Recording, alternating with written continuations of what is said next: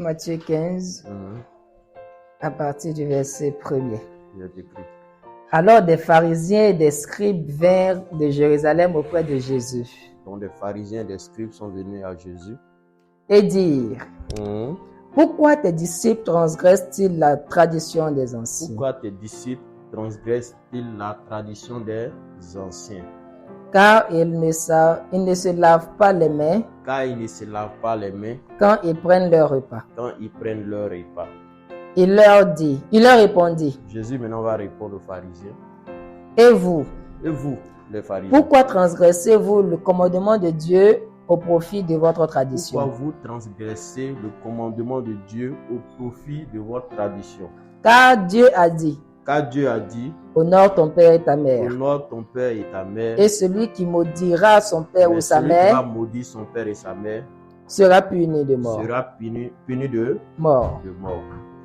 Mais vous, Malgré ça, vous dites, dites, celui qui dira à son père celui ou à qui sa dira mère, à son père ou à sa mère, ce dont j'aurais pu t'assister ce est dont une offrande à j'aurais pu Dieu, t'assister est une offrande à Dieu, n'est pas tenu d'honorer son père lui-là, ou sa il est mère. épargné de cette parole que Dieu a dite.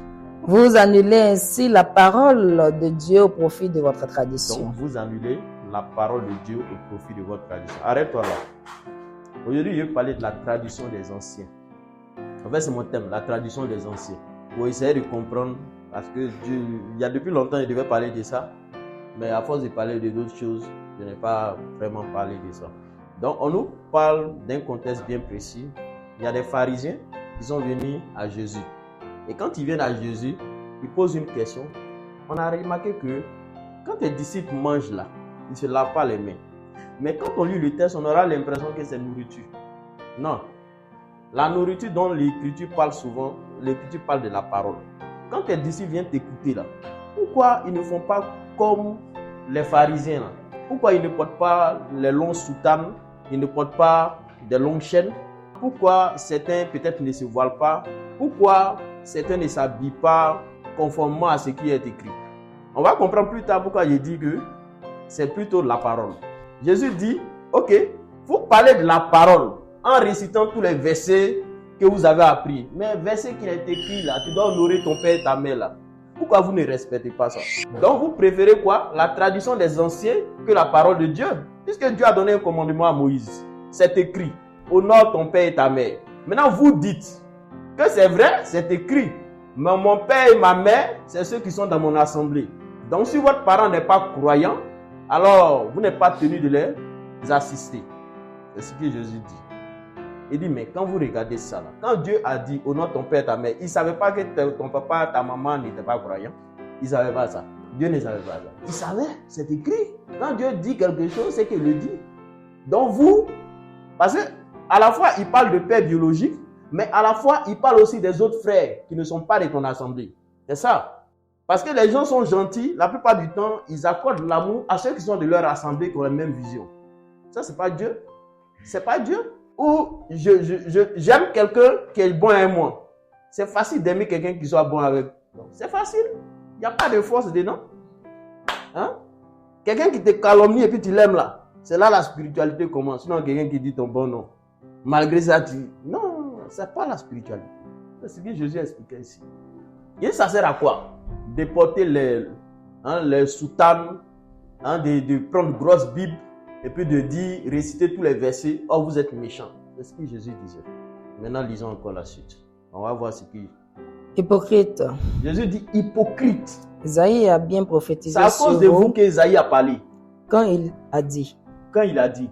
Ce peuple m'honore des lèvres. L'honorer des lèvres, ça veut dire quoi? C'est de réciter tous les versets qui sont dans la Bible. Et puis ne pas pratiquer. Ce peuple m'honore des lèvres. Ça veut dire c'est des lèvres. C'est l'apparence de la piété. Hein? Jésus dans la bouche. Mais quand tu t'approches de lui là, tu vois sa spiritualité. Il va te... C'est-à-dire qu'il y a des gens qui connaissent toute la Bible. Ils vont te réciter tous les versets. Si tu les distrait là, tu auras l'impression qu'ils sont chrétiens. Jésus dit, ce peuple m'honore des lèvres. Ça veut dire qu'ils ne sont même pas chrétiens. Vas-y. Mais son cœur est éloigné de moi. Son cœur est éloigné de moi. C'est en vain qu'il m'honore. Dieu dit par Esaïe, c'est en vain qu'il m'honore. Vous savez, leur châtiment, c'est déjà tracé. C'est-à-dire qu'ils font des efforts cadeaux. Dieu les a déjà jugés. depuis la parole qu'Ésaïe a prononcée. Vas-y. En enseignant des préceptes. En enseignant, dans son enseignement maintenant. Vous voyez?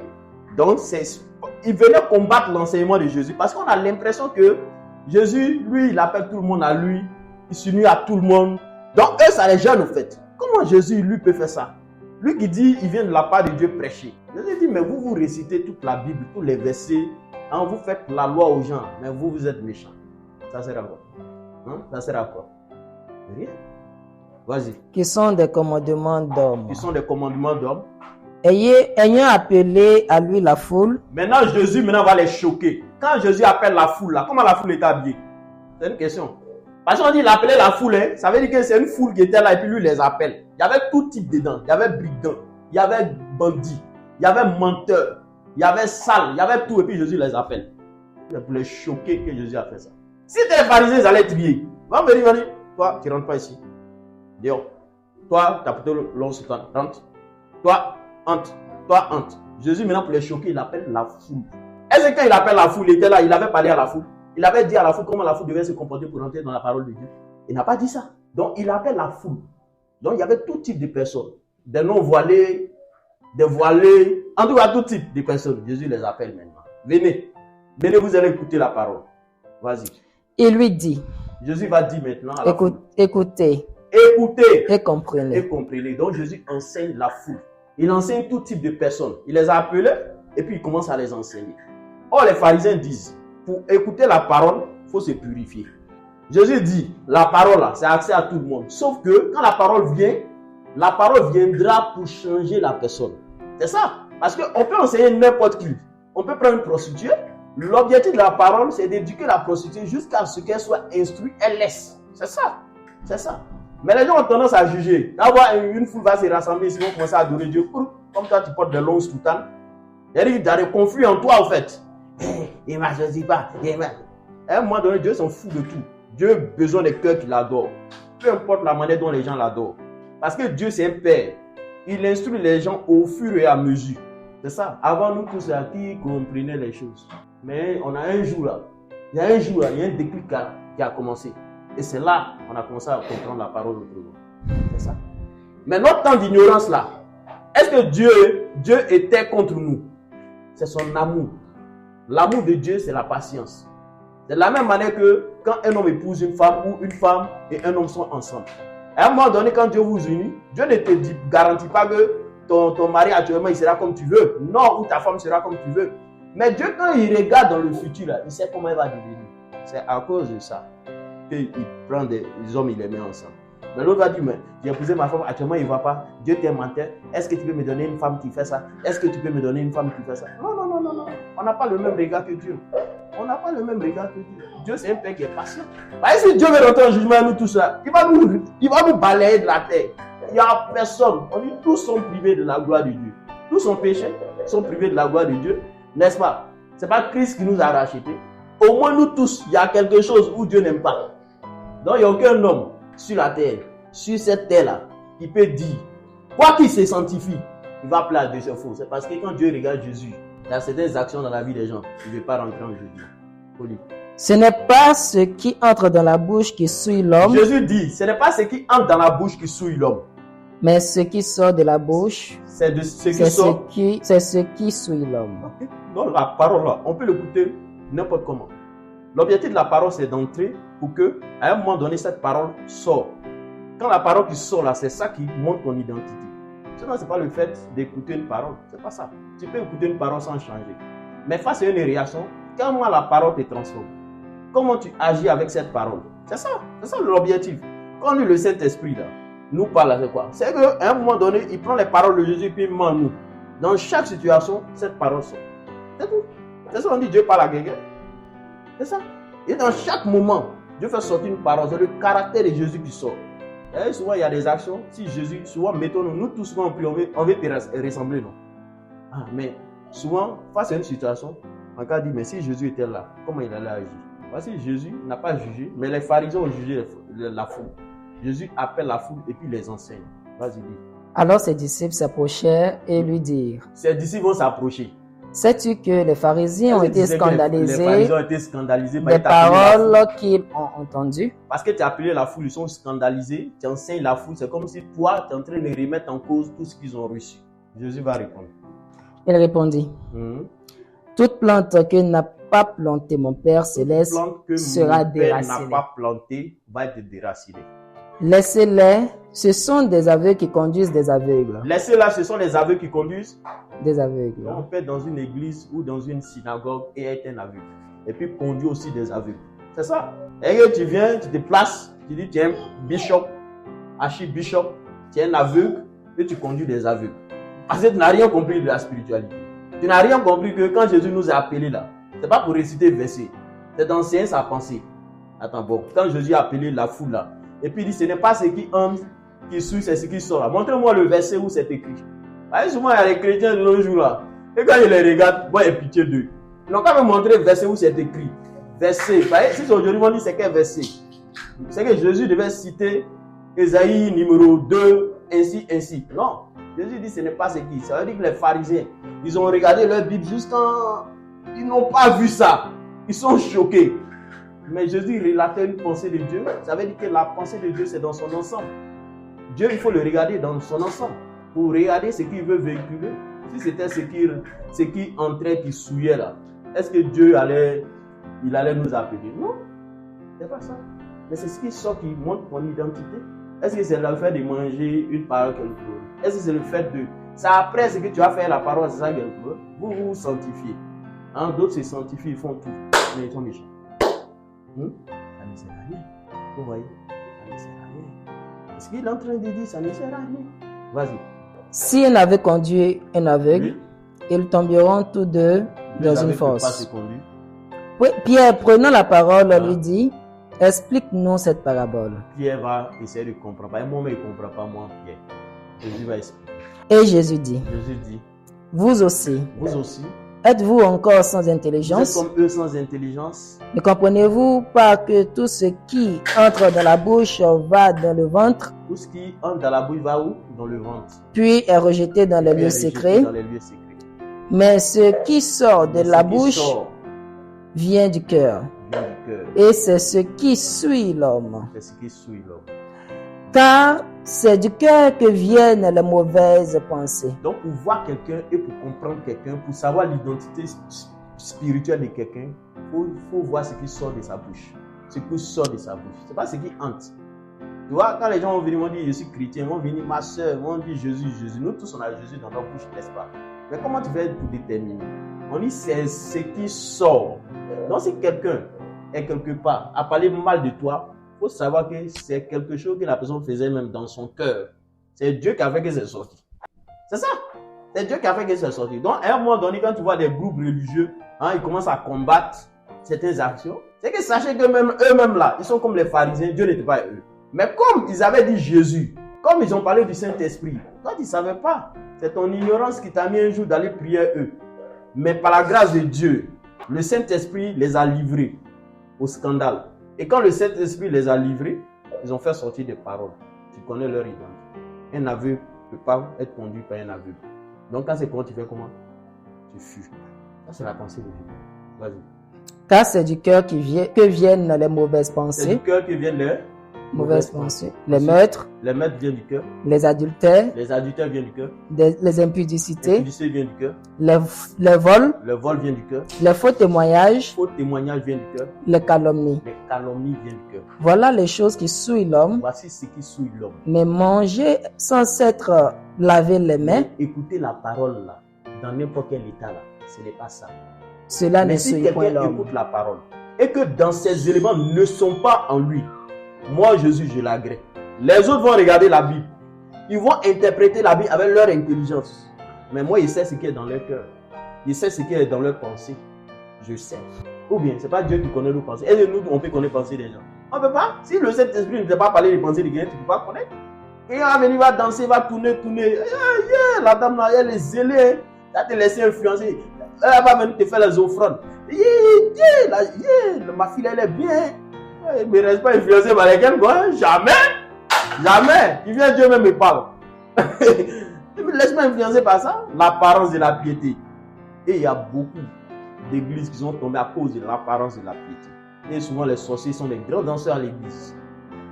Si? Des super danseurs.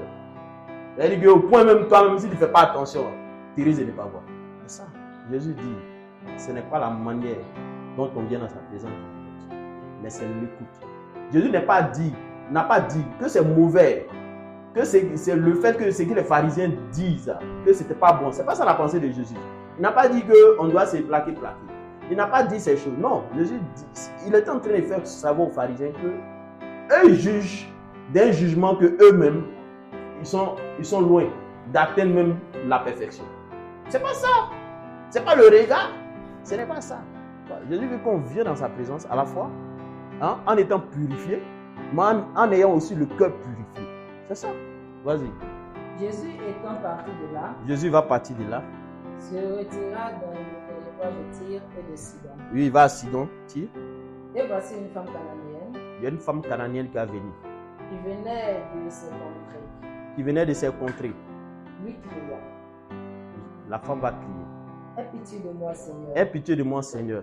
Fils de David. Fils de David. Ma fille est cruellement tourmentée par les démons. Il ne lui répondit pas. Jésus n'a pas répondu un mot. Si on regarde ça, ce texte, on aura l'impression que Jésus a foutu. Mais Jésus a fait la même action que les pharisiens ont posée pour pouvoir les expliquer une loi spirituelle. Les pharisiens ont dit que ceux qui viennent écouter Jésus doivent faire quoi? Se purifier. La femme cananéenne, elle n'était pas pure. Parce qu'elle n'avait pas assez. La manière dont les pharisiens parlaient, c'est que Jésus parlait aux foules.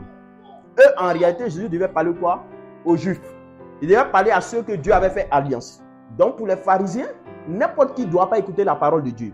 Mais on voit Jésus qui tourne vers des foules, qui enseigne des foules. Jésus est en train de dire, ce n'est pas le fait d'appartenir à cette nation avec qui Dieu avait fait l'alliance là qui justifie. Non. Je vous ai expliqué un mécanisme qui justifie. Donc Jésus maintenant se comporte comme les pharisiens. C'est-à-dire, face à l'attitude de la femme, si les pharisiens eux étaient à la place de Jésus, comment ils auraient agi? La femme va dire quelque chose. Il ne lui répondit pas un mot. Il ne parle pas. Et ses disciples s'approchaient. Ses disciples vont s'approcher. Et lui dire avec instance. Oui, Seigneur. Renvoie-la. Il faut la chasser. Les pharisiens disent que elle crie. Elle est impure. Elle ne lave pas ses mains. Elle va venir t'écouter. Elle veut quoi de toi? Il faut la chasser. Vas-y. Il répondit. Jésus va répondre. Je n'ai été envoyé qu'aux brebis perdues de la maison. Vous comprenez maintenant pourquoi il dit qu'il a été envoyé qu'aux brebis perdues? C'est parce qu'il se comportait comme les pharisiens. Pour les pharisiens, c'est les brebis perdues de la maison d'Israël. C'est eux qui doivent écouter la parole de Dieu. Jésus fait exprès pour parler comme eux. Parce que quand on veut interpréter la Bible, on interprète la Bible dans un contexte. Dans le contexte, c'est qu'il entame une discussion avec les pharisiens qui parlent de la purification. Et ensuite, Jésus dit que ce n'est pas ce qui entre qui souille, mais c'est ce qui sort qui souille. Est-ce que tu comprends? On comprend. Et donc, après ça, dans le même contexte, il y a une femme qui vient à lui. Application de l'enseignement. Cas pratique. C'est ça, on va voir. C'est ce que Jésus fait. Cas pratique avec une femme cananéenne. Pour qu'on arrive à comprendre qu'est-ce qui s'est passé. Il a enseigné une parole. Il va maintenant appliquer la parole pour voir comment ce qu'il a dit là, c'est vrai, c'est dans la pensée de Dieu. Vas-y, dis. Mais elle vient se prosterner. La femme aussi, elle a entendu. Elle vient près de Jésus. Elle va lui rappeler la parole que lui-même l'a dit. Vas-y, lis. Mais elle vient se prosterner devant lui, disant, Seigneur, secoue-moi. Il répondit, il n'est pas bien de prendre le pain des enfants et de le jeter aux petits chiens. Il n'est pas bien de prendre le pain des enfants et de le jeter aux petits chiens. Les petits chiens, c'est ceux qui ne se lavent pas la main. Donc, comment un enfant qui est un héritier, celui qui appartient à la maison, c'est lui qui doit manger. Un petit chien qui ne se lave pas la main, c'est lui qui va venir manger. Jésus répond comme les pharisiens. Elle dit quoi? Oui, Seigneur. Oui, c'est vrai. Dit-elle. Oui. Mais les petits chiens mangent les miettes qui tombent de la table de l'élève. C'est pas toi qui as dit que c'est pas ce qui rentre qui souille, c'est ce qui sort qui souille. Donc, moi, je m'en fous si tu veux. Il faut m'insulter. Moi, j'ai besoin du salut. Alors, parce que si elle était comme les pharisiens, elle allait insulter Jésus. C'est ce qui sort qui? C'est ça. Mais qu'est-ce qui est sorti de la femme? L'humilité et la foi. Jésus dit c'est ce qui sort. C'est ce qui sort qui détermine ta personne. C'est ce qui sort qui détermine ton identité. Qu'est-ce qui est sorti d'elle? L'humilité et la foi. Ensuite. Alors Jésus lui dit, Femme, ta foi est grande. Ta foi est grande. Qu'il te soit fait comme tu veux. Qu'il te soit fait comme tu veux. Et femme. À l'heure même, sa femme. fille guérie. Femme, tout mon enseignement là, tu as compris. Tu es digne d'être mon disciple. Sans la foi, nul ne peut plaire à Dieu. Sans la foi, nul ne peut être enfant de Dieu. Amen. Donc Jésus dit, femme, enseignement qui a enseigné là, tu as compris. Tu es digne de recevoir une récompense. Parce que l'enseignement qui est dit, il dit que ce n'est pas ce qui entre qui suit, c'est ce qui sort là. Mais ce qui est sorti en toi là, c'est la foi. Ce n'est pas injure. Hein? Ce n'est pas se fâcher. Parce qu'à un moment donné, quand tu sais que ta grâce est quelque part là, même si tu dois t'incliner même pour prendre ta grâce, incline-toi pour prendre ta grâce. Ça, c'est ce que Jésus enseigne. C'est au-delà de toutes les interprétations qu'on peut donner de ce récit. Parce que dans ce récit, on peut faire sortir. Vous voyez, depuis, on enseigne ça seulement autrement. Non, c'est ça. Parce que dans ce récit, il y a tellement beaucoup de pensées que Dieu peut enseigner à un homme. Parce que les pharisiens, ils sont plongés dans la tradition des anciens. Eux, pour eux, ceux qui doivent écouter la parole, il faut qu'ils aient certains normes. Il faut qu'il y ait certains critères pour écouter la parole. Jésus dit non. La parole elle-même change. Non, laissez les gens, ils vont accéder à la parole pour être transformés. C'est pour cela que vous pouvez partir dans des croisades. Est-ce que vous êtes dans toutes les maisons pour dire habille-toi bien, habille-toi bien, habille-toi bien, habille-toi. Il y aura tout type de personnes. Hein? Mais quand la personne vient, toi-même, tu dis non, on ne rentre pas chez nous ici. Hein? On ne rentre pas, on va t'habiller. Non, c'est pas ça la pensée de Dieu. C'est pas ça. Maintenant, si quelqu'un veut se regarder, c'est lui-même le possédé. Pourquoi lui il regarde? C'est ça aussi. C'est ça aussi. Si un frère vient, non, ça me gêne. C'est lui-même le possédé. En prier pour sa délivrance. Sinon, il y a des gens qui ne regardent pas. Pourquoi tu dois regarder les gens? C'est ça. C'est ça. La spiritualité, ça consiste à regarder Dieu, pas à regarder les gens. C'est ça. Donc, il y a ça aussi. Donc, quelqu'un va venir nouvellement, on n'a pas besoin de parler. Mais Dieu lui-même, quand la personne vient vous trouver, vous êtes la personne, naturellement, la personne va faire. Naturellement. Première fois, tu viens. Deuxième fois, troisième fois, tu viens. Toi-même, tu vas faire comme les autres. C'est ça la logique. Mais c'est la guerre. Les gens ne savent pas si on les fait la guerre. Hein? On les fait la guerre, on fait la guerre aux gens, Ils ne savent même pas ce qu'ils font. Ils sont obligés de se cacher pour faire certaines choses. On ne connaît même pas leur nature. C'est pour ça qu'il y a des sorciers dans les églises. C'est ça. Parce qu'ils ont commencé à faire. On les a imposés sans comprendre. Mais comment Dieu va transformer leur cœur? Les gens ont oublié de se cacher. Ils finissent d'écouter l'évangile. Quand ils sortent là, ce qu'ils ont fait là, c'est les dégâts. Hein? Mais quand ils rentrent dans les assemblées, on ne sait même pas ce qu'ils ont fait. On ne sait même pas, mais parce que l'esprit de prophétie n'est plus là. L'esprit de prophétie n'est pas l'esprit de querelle. Il ne peut pas être là où il y a un jugement. C'est l'esprit d'égarement qui est là où il y a un jugement. L'esprit de prophétie, c'est un esprit d'amour. C'est pour ça qu'on dit qu'il est là pour consoler, pour édifier, pour exhorter. C'est un esprit d'amour. C'est pas tomber en train. Ça, c'est pas prophétie. Ça dit coq à l'âne. C'est pas ça. C'est pas ça l'esprit de prophétie. La fois passée, on a parlé de la foi. Je vous ai dit que toutes les révélations dépendaient de la foi. Tu as donné ton oreille à qui? Hein? À ce à quoi tu as donné ton oreille, c'est ce qui va créer en toi des révélations. Et ça va donner des révélations, de fausses révélations. Et tu auras l'impression que la révélation que tu as reçue, ça vient de Dieu. Mais c'est un esprit qui s'est levé, qui s'appelle l'agneau, l'ami du dragon. C'est écrit dans la Bible. Hein? On dit qu'il y a un agneau qui pousse les gens à adorer le dragon. Non, c'est l'agneau semblable au dragon.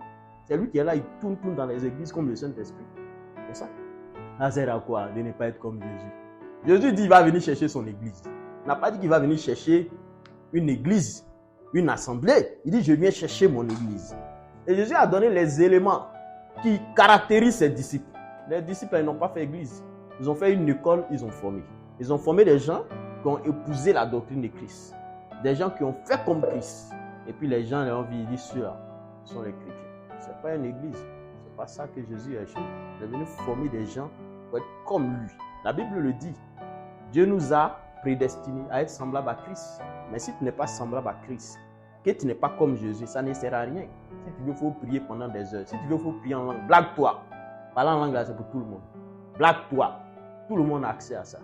Blague-toi. Tu parles en langue, ça t'édifie. On dit celui qui parle en langue s'édifie lui-même. S'édifie veut dire s'enseigne, se transforme, se construit.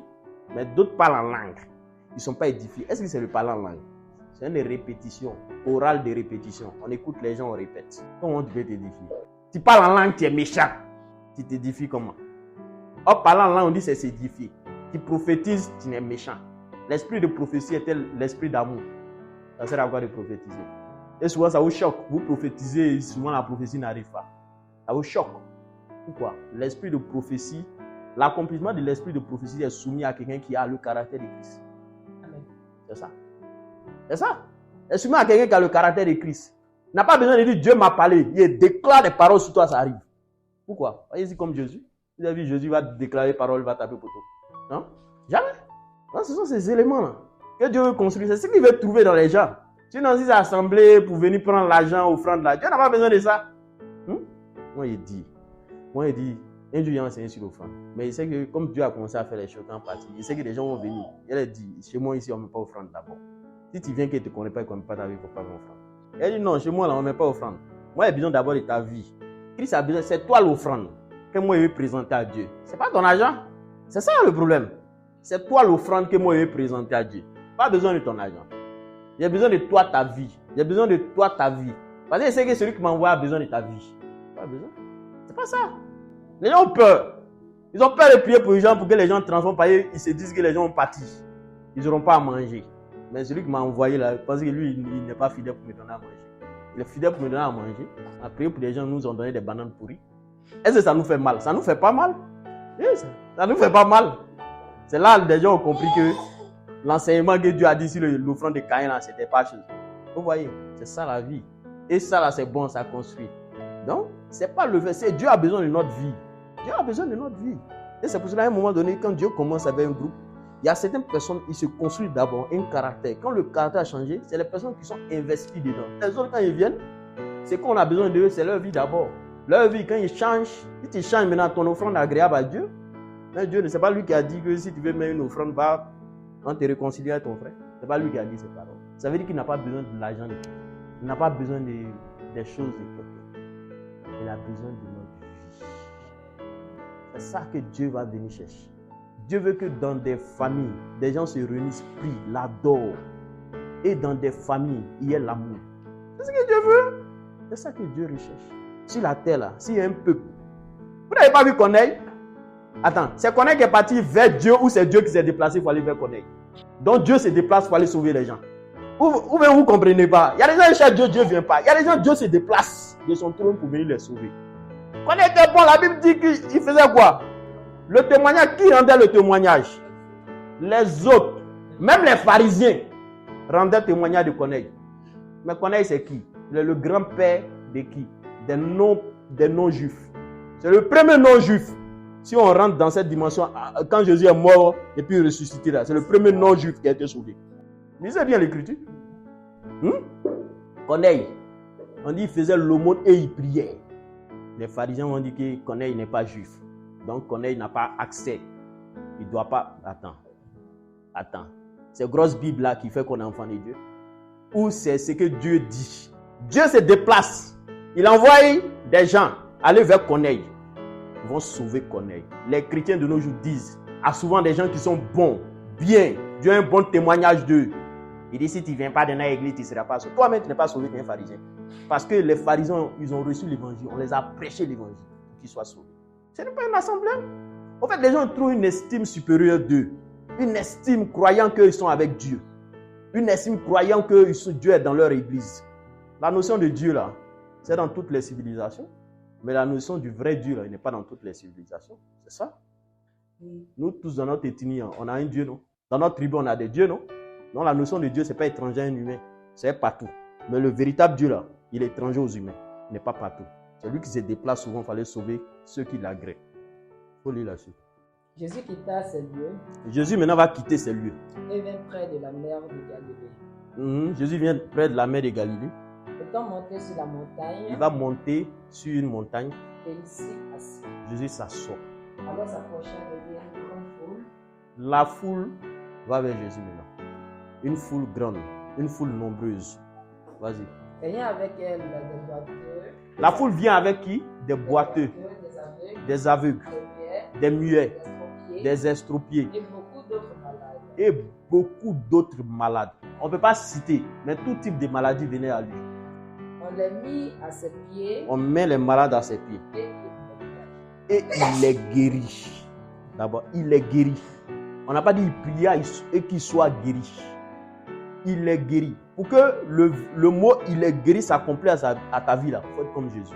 C'est ça. Il est guéri. Ça veut dire qu'il n'y a aucune maladie qui n'a résisté. Il est guéri. Les gens même là, ils vont prier pendant des heures, souvent 3 jours, pour qu'il y ait un seul témoignage de guérison. C'est-à-dire, on ne peut plus s'asseoir à côté d'eux. Eux sont les archibishops. Parce qu'ils ont prié. Il y a un seul malade qui a été guéri. C'est fini. On dit beaucoup, une foule nombreuse. Tout type de maladie. Pied coupé. Toi-même, pied coupé, quelqu'un vient, tu as tiqué. Hein? Souvent, il y a un degré de foi. Tu as regardé, tu as dit, ah! Mais Jésus était un serviteur. Parce que quand on veut prendre l'exemple de Jésus, là, on le prend en tant que serviteur. On ne le prend pas dans sa divinité. Là, il se comporte comme un serviteur de Dieu. Il se comporte comme un serviteur de Dieu. Donc, c'est comme si Jésus, là, il est comme nous qui sommes là. Donc, ce qu'il a fait là, on peut faire identique. Pourquoi? Si on a le caractère de Jésus, c'est tout. C'est le caractère de Jésus, là, qui guérit maladie. Ils ont mis des gens, il les a guéris. Il a guéri tout type de maladie. Vas-y. En sorte que la foule était dans l'admiration. La foule était dans l'admiration de qui? De voir que les muets parlaient. De voir que les muets parlaient. Que les estropiés étaient guéris. Les estropiés étaient guéris. Que les boiteux marchaient. Les boiteux marchaient. Que les aveugles voyaient. Et elle glorifiait le Dieu d'Israël. Glorifier Jésus ou glorifier le Dieu d'Israël? Non. Glorifier Jésus ou glorifier le Dieu d'Israël? Pourquoi la foule ne glorifiait pas Jésus? Parce que Jésus est un serviteur. On ne glorifie pas le serviteur, on glorifie celui qui l'a envoyé. C'est l'enseignement qu'il enseigne. Hein? D'autres là, on va, bishop. Oh, full acclamation, ce n'est pas pour Jésus. On se lève même pour adorer un bishop parce qu'il y a eu un seul malade qui a eu mal de tête qui a été guéri. Mal de tête. Mal de tête. Ah, voilà, c'est ça. Mal de tête, il a été guéri, on ne peut plus.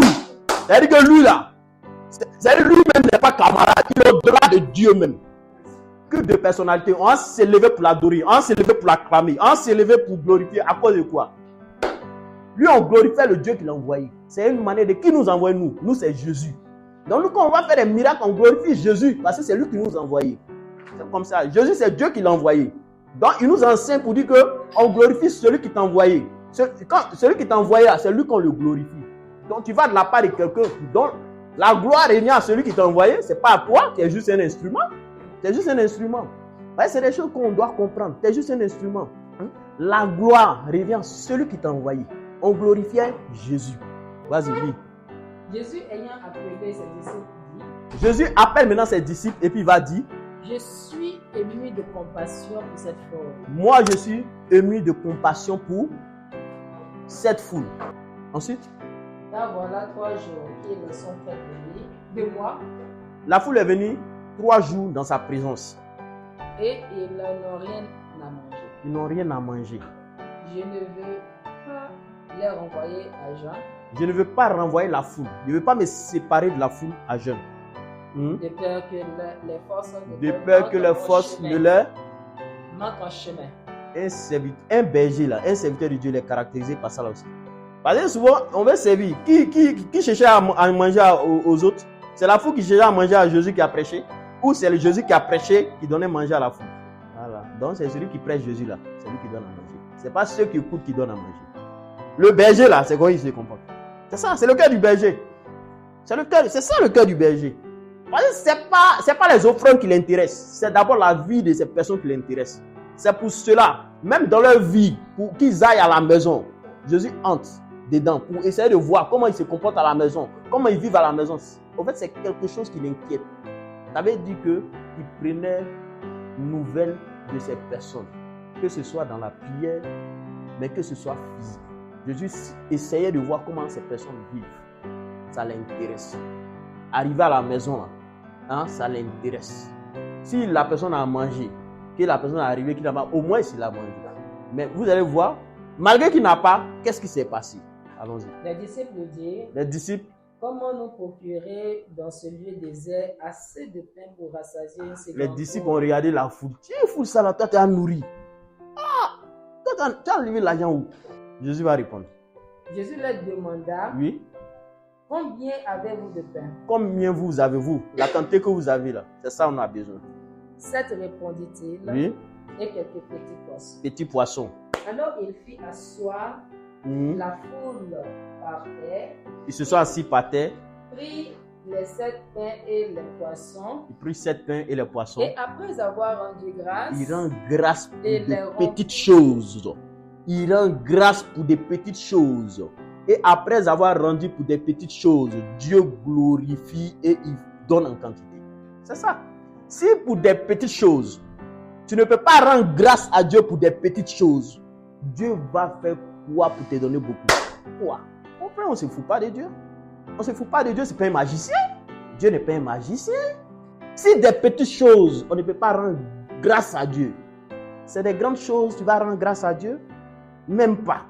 Prenons un enfant, une maman même qui a un enfant. Si tu as 2 enfants, quand lui il a 10 francs, maman tiens. Même s'il y a des millions, tu as donné à celui qui fait ça. C'est comme ça. C'est la vie. La vie nous enseigne. Si Dieu t'a donné 10 francs, tu ne peux pas rendre grâce à Dieu pour 10 francs. Tu veux qu'il te donne des millions? Même pas. Même pas. Ils ont mangé petits poissons et pain. Sans oignons, sans tomates, sans magie. C'est ça? Sans huile. Les gens vont dire qu'on a besoin de huile, magie, sauce graine. Ça n'a pas marché. J'imagine même comment les poissons étaient. Comment les poissons étaient et puis ils ont partagé. C'est ça! 3 jours, ils étaient dans sa présence. Peut-être même ces poissons même qui étaient presque pourris. En fait, regardons la gravité des faits. Regardons la gravité des faits. Vas-y, lis. Il les rompit et les donna à ses disciples qui les distribuaient à la foule. Il donne à ses disciples et ses disciples donnaient à la... Et c'est ce que j'ai dit. Et vous savez, quand Dieu bâtit un royaume, un empire, il commence par des personnes qu'il va transformer, il va mettre ses pensées dans leur cœur. Et c'est sur ces personnes que Dieu va se baser pour gagner les autres. Et c'est eux qui doivent travailler dans le sacerdoce de Dieu pour appeler les autres. Donc quand il finit de faire sa prière, il donne à ses disciples de partager. Donc c'est comme si ceux qui ont préparé, c'est quoi? C'est son staff. C'est ça. Ça veut dire même à la longue, même si des millions de personnes viennent qu'on prépare, les gens ne vont pas quitter là-bas, dans ces millions de personnes pour venir vous aider pour préparer. Non. Vous dites quelqu'un de venir. Parce que si vous laissez accès, le diable rentre. Il frappe. Si tu ne connais pas la spiritualité de quelqu'un, tu ne peux pas dire qu'il n'a qu'à préparer pour toi. Il y a des gens qui viennent à l'église, c'est des sorciers. Définition d'église là, c'est enfant de Dieu plus sorcier. S'il n'y a pas sorcier, c'est que ce n'est pas église. Je ne sais pas si on se comprend. Définition d'église là, c'est enfant de Dieu plus sorcier. Autrement dit, le bleu est livré.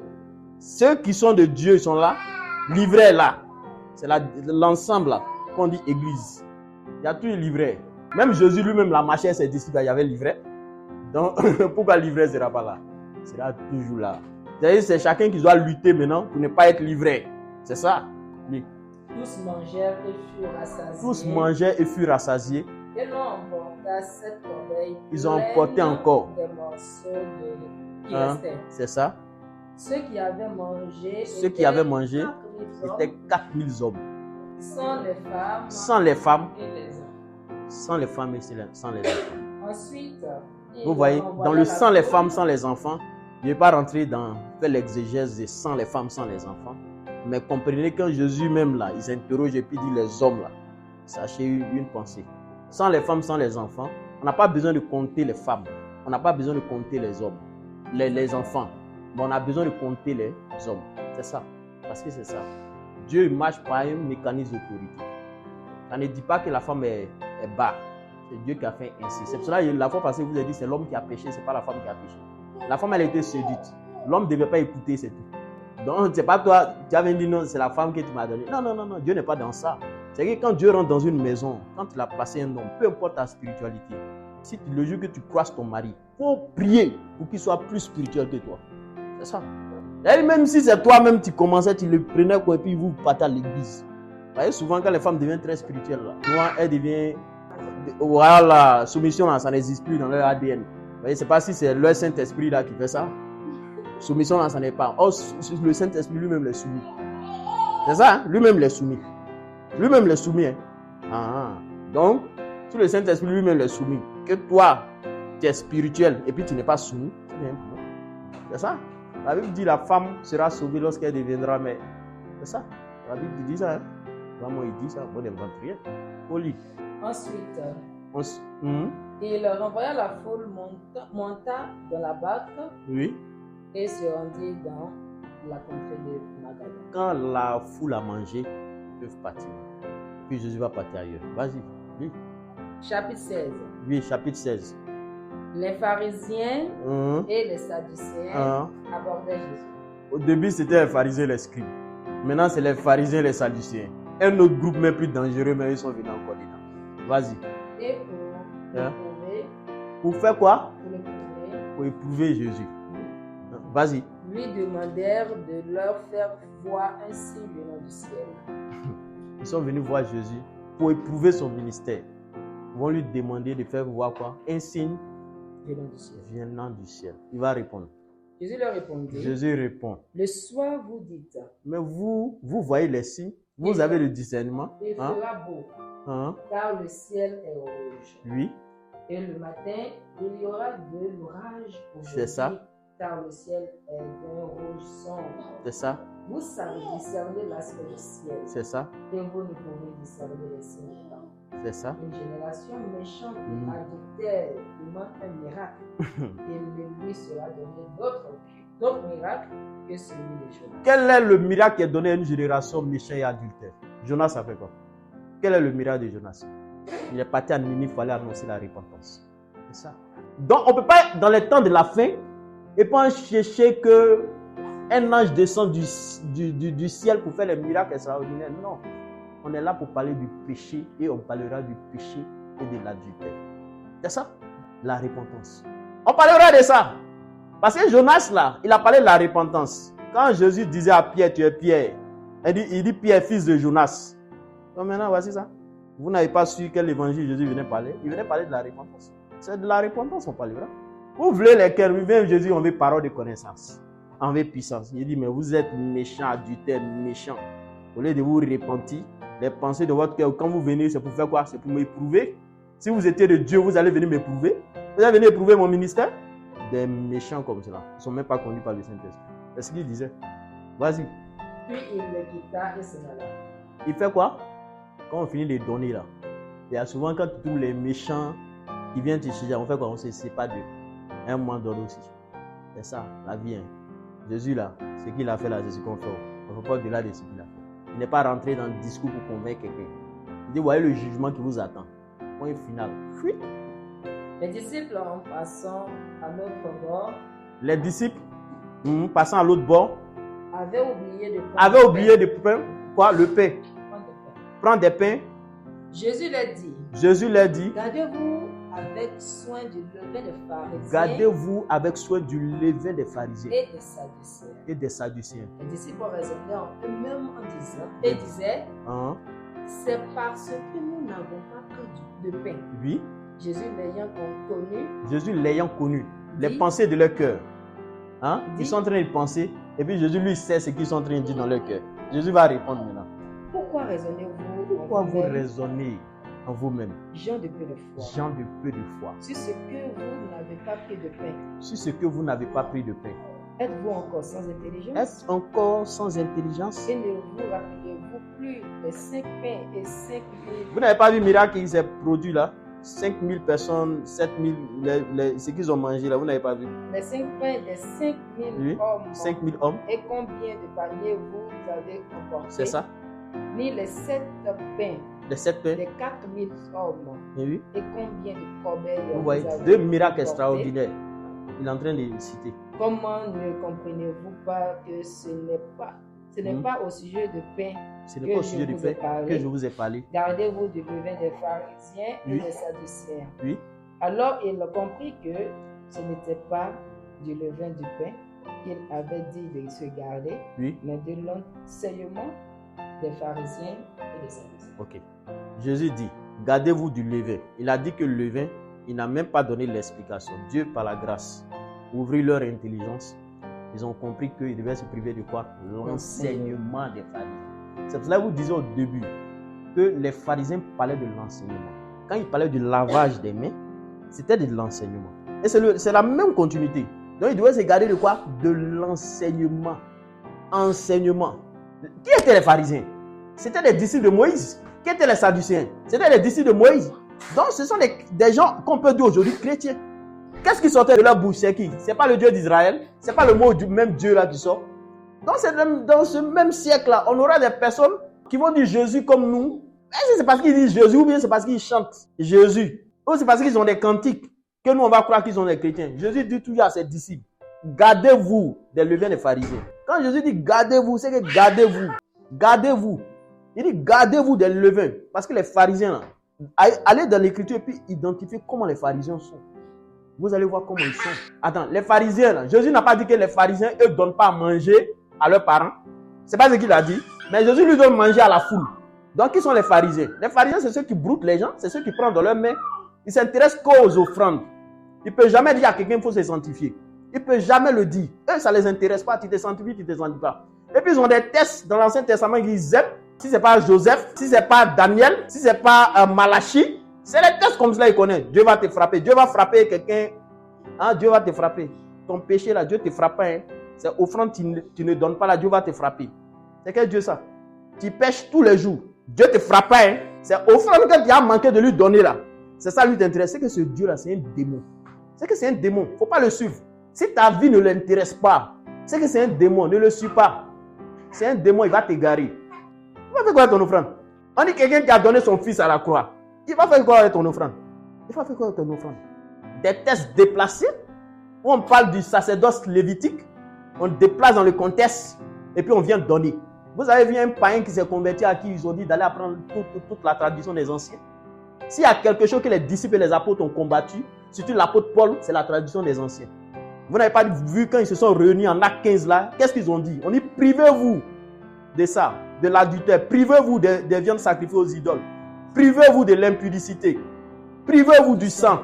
Il ne faudrait pas qu'on mette des complications, on rende l'évangile difficile pour les païens qui ont cru au Seigneur. Pourquoi on rend l'évangile difficile? Les gens s'élèvent, je suis apôtre, je suis pasteur, je suis docteur, je suis bishop, archibishop. On prend l'écriture, on paraphrase, on met ça, on vient, on met sur les gens. Aussi, ils ne lisent pas. C'est ça le problème. Donc, on les piétine. Ils sont obligés d'être. Comment Dieu peut agir dans ta vie? Comment Dieu peut agir? Dieu ne peut pas agir dans la vie de quelqu'un. On dit la porte étroite. Vous pensez que la porte étroite, c'est beaucoup de personnes qui rentrent là-bas? Non, la porte étroite, c'est peu de personnes qui la trouvent. Dieu lui-même le dit. Il y a beaucoup de gens qui sont appelés. Il y a peu de lui. Ça va, ça doit remettre en question. Il y a beaucoup d'appelés, mais il y a peu de lui. Dans la vie, il faut chercher l'élection. Il ne faut pas chercher à être appelé. Il y a beaucoup d'appelés. Vous avez vu Simon le magicien, c'était un appelé. Hein? La Bible dit qu'il a cru en Jésus, mais il était magicien. Il a cru en Jésus, mais il avait l'esprit de magie. Il a cru en Jésus. Ce qui l'intéressait, c'était quoi? La position de Philippe. Il voulait dépasser Philippe. Il cherchait les miracles pour dépasser Philippe. Il cherchait les miracles pour qu'on attire la foule. La foule ait un regard sur lui. Mais vous avez vu Jésus, non? La foule avait un regard sur Jésus. Quand Jésus faisait des miracles, on glorifiait celui qui l'envoyait. Mais pourquoi quand on fait des miracles, on veut qu'on soit glorifié? On veut qu'on dise on a fait. On veut, quand ça en fait l'aumône aux gens, on prend les caméras, on se filme, on fait ça. Hey, je suis parti voir Ophélie-Now. Je suis parti. Dieu va te répondre. Il te récompensera. Au jour du jugement, il y a beaucoup qui seront récompensés. Ils disent quand ça là, ça fait, cette main-là ne voit pas. Est-ce que tu as besoin de prouver aux gens que tu es gentil? Tu n'as pas besoin. Tu fais ton cœur dans le secret. À toi-même, si on te donne même qu'on chante même là, est-ce que tu seras content? Vous voyez comme la nature est expliquée. Toi-même, si on vient te donner quelque chose et puis on chante là, tu auras honte. On n'a pas qu'à pour les autres là où pas te filmer. C'est ça le vrai. Dans le secret. Dans le secret. Et il y a certaines choses qu'on fait dans le secret. C'est important. Et s'il y a quelque chose que Dieu sait, c'est ça. Il cherche des vrais enfants. Il cherche des adorateurs. Sinon, si c'est des religieux, des pharisiens, là, ils sont beaucoup comme ça. Ils ont été au temps de Jésus. Ils seront à notre temps jusqu'à ce que Jésus revienne. Ils sont remplis dans des églises de 10 000 personnes. Et ce qui les intéresse, c'est 80 000 personnes. Il y a combien de convertis qui sont dans 80 000 là? Il y a combien? Même pas. Si tu trouves, c'est 2. Si c'est trop, c'est 2. Peut-être 2, mais le pasteur lui-même n'est pas converti. Hein? C'est 2 frères zélés dans l'église qui sont convertis. Est-ce que vous comprenez? Souvent, le pasteur lui-même n'est pas converti. Hein? Ah! Souvent, le pasteur n'est pas converti, c'est des frères qui sont convertis. Lisez l'Apocalypse, vous allez comprendre. Jésus parle. Il s'adresse à l'ange. Quand il dit l'ange qui est, c'est qu'il parle d'un serviteur. Il dit, je connais tes œuvres. Répands-toi. Et puis il dit, quand je viendrai, celui que je trouverai, tu vois, ça veut dire que l'ange est déjà corrompu. Mais Jésus a espoir de trouver. Et après, il trouve un gars qui est là-bas. Il dit, je vois, je connais tes œuvres. Je sais comment tu fais. Je sais comment tu éprouves ceux qui disent qu'ils sont apôtres et qui ne le sont pas. Donc, il parle des membres. Il y a des serviteurs qui sont corrompus. Récemment, elle a fait un son, il y a un faux pasteur qui est venu, et tout son staff, il veut prier. Moi, il dit, moi, il ne prie pas le faux pasteur. Il ne prie pas le faux pasteur.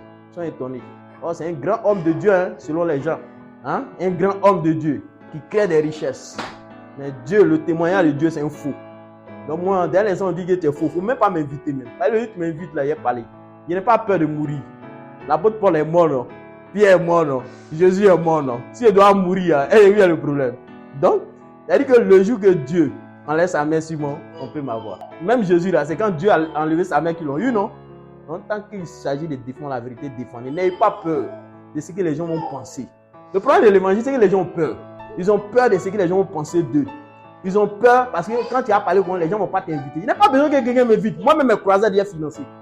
Au fait qu'on soit d'accord, il n'y a pas besoin que quelqu'un vienne me donner une frère. Il est financé et puis il vient te parler qu'à ça. Tu ne veux pas écouter, tu te prends, tu t'en vas. Tu ne forces pas quelqu'un. Ton sang ne sera pas versé sur moi. C'est tout. C'est tout. Est-ce qu'on force quelqu'un? C'est quand tu donnes l'argent que tu te sens obligé.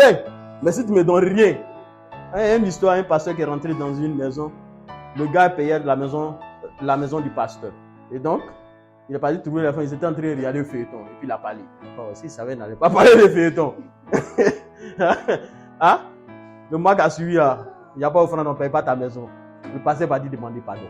Mais c'est vrai, mais son ventre est quelque part. Il va faire quoi? Il va prêcher là où son ventre est. C'est ça. Quand Dieu appelle, Dieu n'a jamais dit à quelqu'un laisse ton travail. Il faut être intelligent. Et quand Dieu t'appelle là, même qu'il te dit à plein temps, il faut faire des activités. C'est mieux, il faut être prudent. Il faut être prudent. Hein? L'apôtre Paul était faiseur de tentes, non? Il était prudent. Il faut être prudent. Parce que si tu n'es pas prudent, les gens vont t'avoir. C'est ça, parce que les gens sont méchants. Ils ne connaissent pas ce qu'on appelle l'évangile de Jésus. Non, eux, c'est venir les dimanches danser, et le gros soutane, long chaîne, hein? Et c'est ça, chapelet, c'est tout ce qu'ils connaissent. Des barbes longs, comme des juifs. Ils viennent comme ça, puis là, ils sont méchants. Ça sert à quoi d'avoir une grosse croix et puis être méchant? Il y a une grosse croix qu'on te porte et puis tu es méchant. Ça sert à quoi? Ça sert à rien. Ça sert à rien. C'est des objets. Lis là-dessus. Jésus étant arrivé dans le territoire de Césarée de Philippe, donc il va à Césarée. Demanda à ses disciples, qui dit-on que je suis, moi le Fils de l'homme? Jésus maintenant va demander, qu'est-ce que vous pensez de moi, de mon enseignement? Ils répondirent. Qu'est-ce que les gens disent? Les uns disent que tu es Jean-Baptiste. Les gens disent que tu es Jean-Baptiste. Les autres Élie. Vous avez l'impression que Jean-Baptiste, là, c'est parce que Jean-Baptiste a trop onction qu'ils étaient en train de dire à Jésus qu'il est Jean-Baptiste. Non. Vous voyez, quand Jean-Baptiste est venu annoncer l'évangile, il est dans le désert là. Les pharisiens partaient vers lui. Les gens partaient le tester. Les gens étaient contre l'évangile de Jean-Baptiste. On trouve qu'il est trop dur. Donc ils sont en train de dire à Jésus, on dit que ton enseignement là, c'est trop dur. Que toi là, tu ne connais pas trop la parole. Que toi là, c'est pas qu'on enseigne. Quand vous lisez, vous avez l'impression que c'est parce qu'il a l'onction de Jean-Baptiste. C'est fou, hein? Lisez bien. Quand on dit que tu es comme Élie, on dit que tu es très nerveux. Il est très nerveux. Il compte feu. C'est ça. Très nerveux. C'est ça. On dit, toi, ton enseignement, c'est ça. Toujours péché. Toujours. Sanctification, sanctification. C'est ça. C'est ce qu'ils ont dit. Vas-y, lis. Les autres, Jérémie. Les autres disent Jérémie. Allez regarder Jérémie. Et que ceux qu'ils ont cités là, c'est les gens que Dieu envoyait pour aller parler cassa. Jean m'a dit, ils n'ont pas coupé sa tête. C'est des gens qui n'aimaient pas l'injustice. Tous ceux qu'ils ont cités, c'est des gens qui n'aimaient pas l'injustice. Attends, vous lisez Jérémie, hein, ça vous fait pas, vous voyez pas comment Jérémie se comporte. Vous voyez pas Jérémie, comment ils l'ont maltraité. Ceux qu'ils ont cités là, c'est les gens qui ont été maltraités. Élie là, il n'a pas fui, n'a pas gazé. Hein? Il est parti dire la vérité au chef pour le Dieu, puis il a gazé. Hein? Jean-Baptiste n'a pas coupé sa tête. Vas-y, dis. Et l'un des prophètes. Et l'un des prophètes. Et vous, leur dit-il. Maintenant, vous qui m'écoutez là, les autres peuvent dire mon enseignement n'est pas bon, les autres peuvent dire tout. Il n'y a pas besoin d'eux. Maintenant, vous, qu'est-ce que vous dites? Vous. Simon Pierre répondit. Simon va répondre. Tu es le Christ. Le Fils du Dieu vivant. Jésus, reprenant la parole, lui dit. Oui. Tu es heureux. Tu es heureux, Simon. Fils de Jonas. Fils de Jonas. Car ce ne sont pas la chair et le sang qui t'ont révélé cela, mais c'est mon Père qui est dans les cieux. Celui qui t'a révélé qui est sûr là. Hein? Parce que c'est que les voix peuvent te parler. Les voix peuvent te dire des choses. Tout le monde peut te parler. Tous les esprits peuvent parler. C'est de la même manière que Jésus ici. Hein? Il dit que, qu'est-ce qu'on dit de moi? Et toi, qu'est-ce que tu dis? Pierre dit, tu es le fils de Dieu. Quand on dit fils de Dieu, vous savez c'est quoi? Dieu a dit quoi? C'est quand on devient fils. C'est quand on devient fils. Oui, quand on est conduit par l'Esprit de Dieu, on devient fils. Mais en Jean 1, verset 12 là, qu'est-ce qu'il dit là-bas? À ceux qui l'ont reçu. Qui ont reçu qui? Qui ont reçu Christ. Maintenant, Jésus leur demande, mon enseignement là, hein, comment vous trouvez? Et dit, tu es le fils de Dieu. Hein, ça veut dire que quoi? Ton enseignement là, c'est la source pour devenir enfant de Dieu. Tu enseignes les paroles de vie. Tu enseignes les paroles pour devenir enfant de Dieu. Il dit, celui qui vous a révélé là, c'est celui qui a dit par Jean, à celui qui ont reçu l'évangile qui sera prêché par mon serviteur Jésus. C'est ceux-là qui deviendront enfants de Dieu. Parce que c'est même le verset que Jésus a reçu. Pierre a compris. Tu es dans la révélation, Pierre. Parce que comme tu es dans la révélation, c'est là que tu sais que pour devenir enfant de Dieu, là, hein, on doit se séparer du monde. On doit marcher avec Jésus. On ne doit pas écouter la voix des autres. On doit écouter la parole de vie. Si un évangile ne peut pas te construire un caractère, te forger un caractère, ne peut pas te transformer, ça ne sert à rien. La spiritualité a toujours existé avant Jésus. Et elle va exister et tous les jours, elle existera. Mais ce que les gens n'ont pas pu faire, c'est de transformer. Et donc, si aucun évangile ne peut te parler pour te transformer, pour te changer, ça ne sert à rien. Ce n'est pas le fait d'avoir prononcé le nom de Jésus. L'apôtre Paul dit que le nom de Jésus là, que celui qui le prononce, il prononce en fuyant quoi? L'impudicité. En fuyant quoi? La convoitise de la chair. Qui ne prononce pas le nom de Jésus de manière injuste. Il faut s'éloigner de l'iniquité quand on prononce le nom de Jésus. C'est écrit. Lis la suite. Et moi, je te dis, maintenant, que tu es Pierre. Je dis que tu es Pierre. Et que sur cette pierre, je bâtirai mon église. Et que les portes du séjour des morts ne prévaudront point contre elle. Jésus parle en tant qu'autorité maintenant. Après avoir posé la question et que les gens ont reconnu son autorité du fait qu'il soit fils de Dieu, il y a une bénédiction qui sort. La bénédiction est rattachée à ça.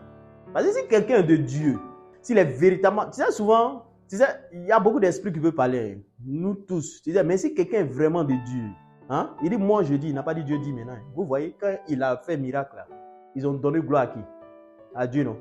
Mais parce qu'ils ont reconnu maintenant son autorité, Jésus prononce une parole. Il dit tu es Pierre, sur cette pierre je bâtirai. Il dit même les séjours de mort. C'est comme l'étant entendu. Il dit aucune voix. C'est-à-dire la parole qu'il vient de te dire là. Personne ne peut se lever pour l'effacer. Personne ne peut lever. La bénédiction qu'il vient de te donner, personne ne peut effacer ça. Personne ne peut effacer ça. Ça veut dire que quand Dieu, c'est pour cela que dans la vie, il dit, souvent les chrétiens ne comprennent pas beaucoup de choses. Et il y a un esprit d'égarement qui circule. Et quand Dieu a sa manière d'établir. Et établi, vous voyez, comme je dis, Jésus était jeune, n'est-ce pas? Pierre était vieux que Jésus. Lisez bien l'écriture, vous allez comprendre. Mais la spiritualité, c'est une autre dimension. On ne sait pas pourquoi Dieu le fait, mais c'est comme ça. Mais il a même là, il parle en tant que serviteur. Tu es Pierre. Sur cette pierre, je bâtirai mon église. Il dit même les sujets de moi. Il dit même si des gens veulent se réunir contre toi, ils ne vont jamais pouvoir. Ça veut dire, aujourd'hui, moi Jésus, j'ai décidé de te bénir. C'est ça. Aujourd'hui, moi Jésus, j'ai décidé de changer beaucoup de choses. Il suffit juste parce que tu as compris et tu as cru. Moi Jésus, j'ai dit que rien ne sera comme avant. C'est la même parole. Hein? C'est la même parole. Et c'est la même parole que je prononce. C'est ça. Et que de la même manière que Jésus a dit sur Pierre, sur ça, l'église est bâtie. Et c'est comme cela. Et ceux qui ont pris leur temps pour venir écouter, dans l'optique de changer, cette parole-là, ça fait effet immédiat. Amen. Vas-y. Oui. Je te donnerai les clés du royaume. Je vais te donner maintenant les clés. Ce que tu lieras, ce que tu vas lier sur la terre sera lié dans les cieux. C'est ça. Donc, je te donne, c'est-à-dire qu'aujourd'hui, ce que Dieu a décidé, c'est que la clé vous est donnée. Ce que vous allez lier sera quoi? Lié. Ce que tu vas délier. Et ce que tu délieras sur la terre sera délié dans les cieux. Sera délié dans les cieux. Alors, il recommanda aux disciples de le dire à personne. Il dit aux disciples, était le Christ. ne dites pas que je suis le Christ. Vous avez reçu que je suis le Christ. Vous avez reçu que c'est moi. Ne dites pas, effacez-moi. Effacez-moi. Une manière de dire effacez-moi. Vous voyez souvent, Dieu peut utiliser quelqu'un. Mais l'optique, c'est de l'effacer. C'est important. Il dit aux disciples, et que tout ce qu'il vous enseigne, il vous enseigne Dieu soit glorifié. Glorifiez celui qui m'a envoyé. Non pas moi. Non pas moi. Jésus fait des miracles, la gloire revient à Dieu. C'est ça. C'est ça. Dieu n'aime pas l'idolâtrie. Dieu n'aime pas l'idolâtrie. Voilà. L'idolâtrie, il n'aime pas ça. Et puis, du genre, les prières où, quand tu vas prier, tu pries rattaché à un hôtel là. Ne faites pas ça. Priez comme des gens instruits et des gens intelligents. Priez, glorifiez Dieu et Jésus. Il ne faut pas que quelqu'un va prier et puis va citer mon nom dans la prière. Il faut qu'on soit d'accord. Moi, ce n'est pas Dieu, c'est un nom. L'idolâtrie, Dieu n'aime pas ça. Dans les autres églises, on peut enseigner ça. Mais moi, ici, juste un petit instrument que Dieu peut faire comme ça. Donc, moi, je connais ma place. Et prie là, c'est Jésus qui est ton Seigneur. C'est lui que tu dois prier. C'est vers lui que tu dois crier. Moi aussi, juste un instrument. Tout ce qu'il te demande, c'est quoi? C'est la soumission à l'autorité. La considération et le respect. C'est tout. Maintenant, la gloire là, c'est à lui. C'est ça. C'est tout ce que Jésus dit. On va comprendre. Il y a des églises où là-bas, là, il y a des anges. Eux, ils connaissent le nom des anges. Moi, je ne connais pas leur nom. Je ne sais pas si on se comprend. Moi, même quand il prie là, il n'a jamais dit ange de Badou. Je ne le connais même pas. Mais l'ange que Jésus a mis ici, c'est lui que je dis, puisqu'il est mon compagnon de service. Et je lui dis n'a pas agi sous l'autorité de Jésus. Est-ce qu'on est d'accord? Je n'ai pas d'esprit, j'ai le Saint-Esprit. Est-ce qu'on est d'accord? Je n'ai pas d'esprit, j'ai le Saint-Esprit. Dans les langages, mon esprit est sur toi, mon esprit. Pas avoir l'idolâtrie. L'idolâtrie, ça peut exister ailleurs. Mais ici, il y a des gens qui cherchent Dieu. Parce que c'est l'esprit de Dieu qu'on cherche. L'esprit d'un homme peut t'égarer. Mais l'esprit de Dieu ne va jamais t'égarer. Je ne sais pas si on se comprend. C'est ça. Il faut qu'on arrive à se comprendre. On va marcher sur une bonne base. C'est ça la spiritualité. Parce que nous tous, on veut être sauvés. Autant ils vous enseignent, moi aussi, je veux être sauvé. Donc il faut qu'on soit d'accord sur un principe. Les autres sont peut-être s'incliner derrière les statues, font ça. Eux, c'est quand ils ont compris l'évangile. Sinon, moi, quand je lis la Bible, moi, je ne suis pas dans les raisonnements. Et ce n'est pas dans les justifications. Donc, moi-même, là, il y a peur de... On dit quelque chose que tu ne maîtrises pas, là. Il ne faut pas faire ça. Ça ouvre des portes à des démons. Ça ouvre des portes à des démons. D'ailleurs, on s'est levé. C'est pour ça qu'il dit que les actions prophétiques, là, ne vous levez pas si vous n'êtes pas... Si aussi longtemps que vous n'avez pas le discernement, ne vous levez pas pour faire les actions prophétiques. Est-ce qu'on est d'accord? Moi, je peux me lever faire les actions prophétiques. Je sais quel esprit j'ai de la part de Jésus-Christ. Parce que je sais que Jésus m'a donné son esprit et le discernement des biens. Donc, il peut discerner les esprits pour regarder. Tu vois, moi, même s'il y a quelqu'un qui prophétise bizarre, je vais te dire arrête de prophétiser. Ça ne veut pas dire que tu n'es pas de Dieu.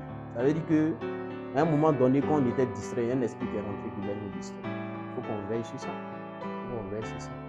Fais pas très attention là. C'était bombardé, tirant dans ça. Ne suivez pas. C'est-à-dire que souvent, ne suivez pas les gens, même il faut aller voir les. Si quelqu'un dit qu'il est prophète, il vient vous dire qu'il est prophète. Est-ce que Dieu vous a dit qu'il est prophète? Tant que Dieu ne t'a pas dit que quelqu'un est prophète là, s'il dit qu'il est prophète, on dit il ne faut jamais donner ta tête. Il n'a qu'à mettre une. Est-ce qu'on est d'accord? Ne donnez pas votre tête aux gens, il n'a qu'à mettre une. Si le prophète là, si tu as refusé de donner ta tête, Dieu ne va pas te frapper pour ça. Même s'il était prophète, Dieu ne va pas te frapper pour ça. Si tu n'es pas convaincu, ne donne pas. Tu ne connais pas sa spiritualité. Parce qu'il dit les prophètes, tu donnes ta tête. Parce que tu vas avoir parole de connaissance. Parce que tu as prophétisé. Parce que tu as connaître le nom des gens. Tu connais le nom des gens, là, ça t'envoie où? Tu connais tout ça, là, ça t'envoie où? Qu'est-ce que le nom t'apporte? Du spectacle, du m'as-tu vu? Bon, voici quelqu'un, lui ne disait pas le nom des gens, il envoyait tout type de malades. Et puis on cite les maladies. On dit guérir tous. Après, on nous fait comprendre que il y a 4000 personnes qui la nourrissent. Il y avait combien de malades? Et ça, on imagine, il y avait beaucoup de malades. Il y avait plus de 4000 même. La Bible dit qu'il y avait plus de 4000. Maintenant, regardez le nombre de malades. Maladies qui frappent. Allez à l'hôpital, vous allez voir le nombre de malades par jour. C'est là où vous allez savoir que Jésus a guéri beaucoup de malades. Mais Jésus n'a jamais tapé sa poitrine. Moi, je suis le prophète major. Je suis le dangereux homme de Dieu. Je suis le bishop des bishops. Prophète des prophètes. Il y a d'autres mecs qui se lèvent et puis ils disent quoi? Ils sont le Seigneur du Seigneur. Eux sont seigneurs du Seigneur. Donc, eux maintenant, ils ont tellement dépassé qu'ils ont dépassé Jésus. Oui.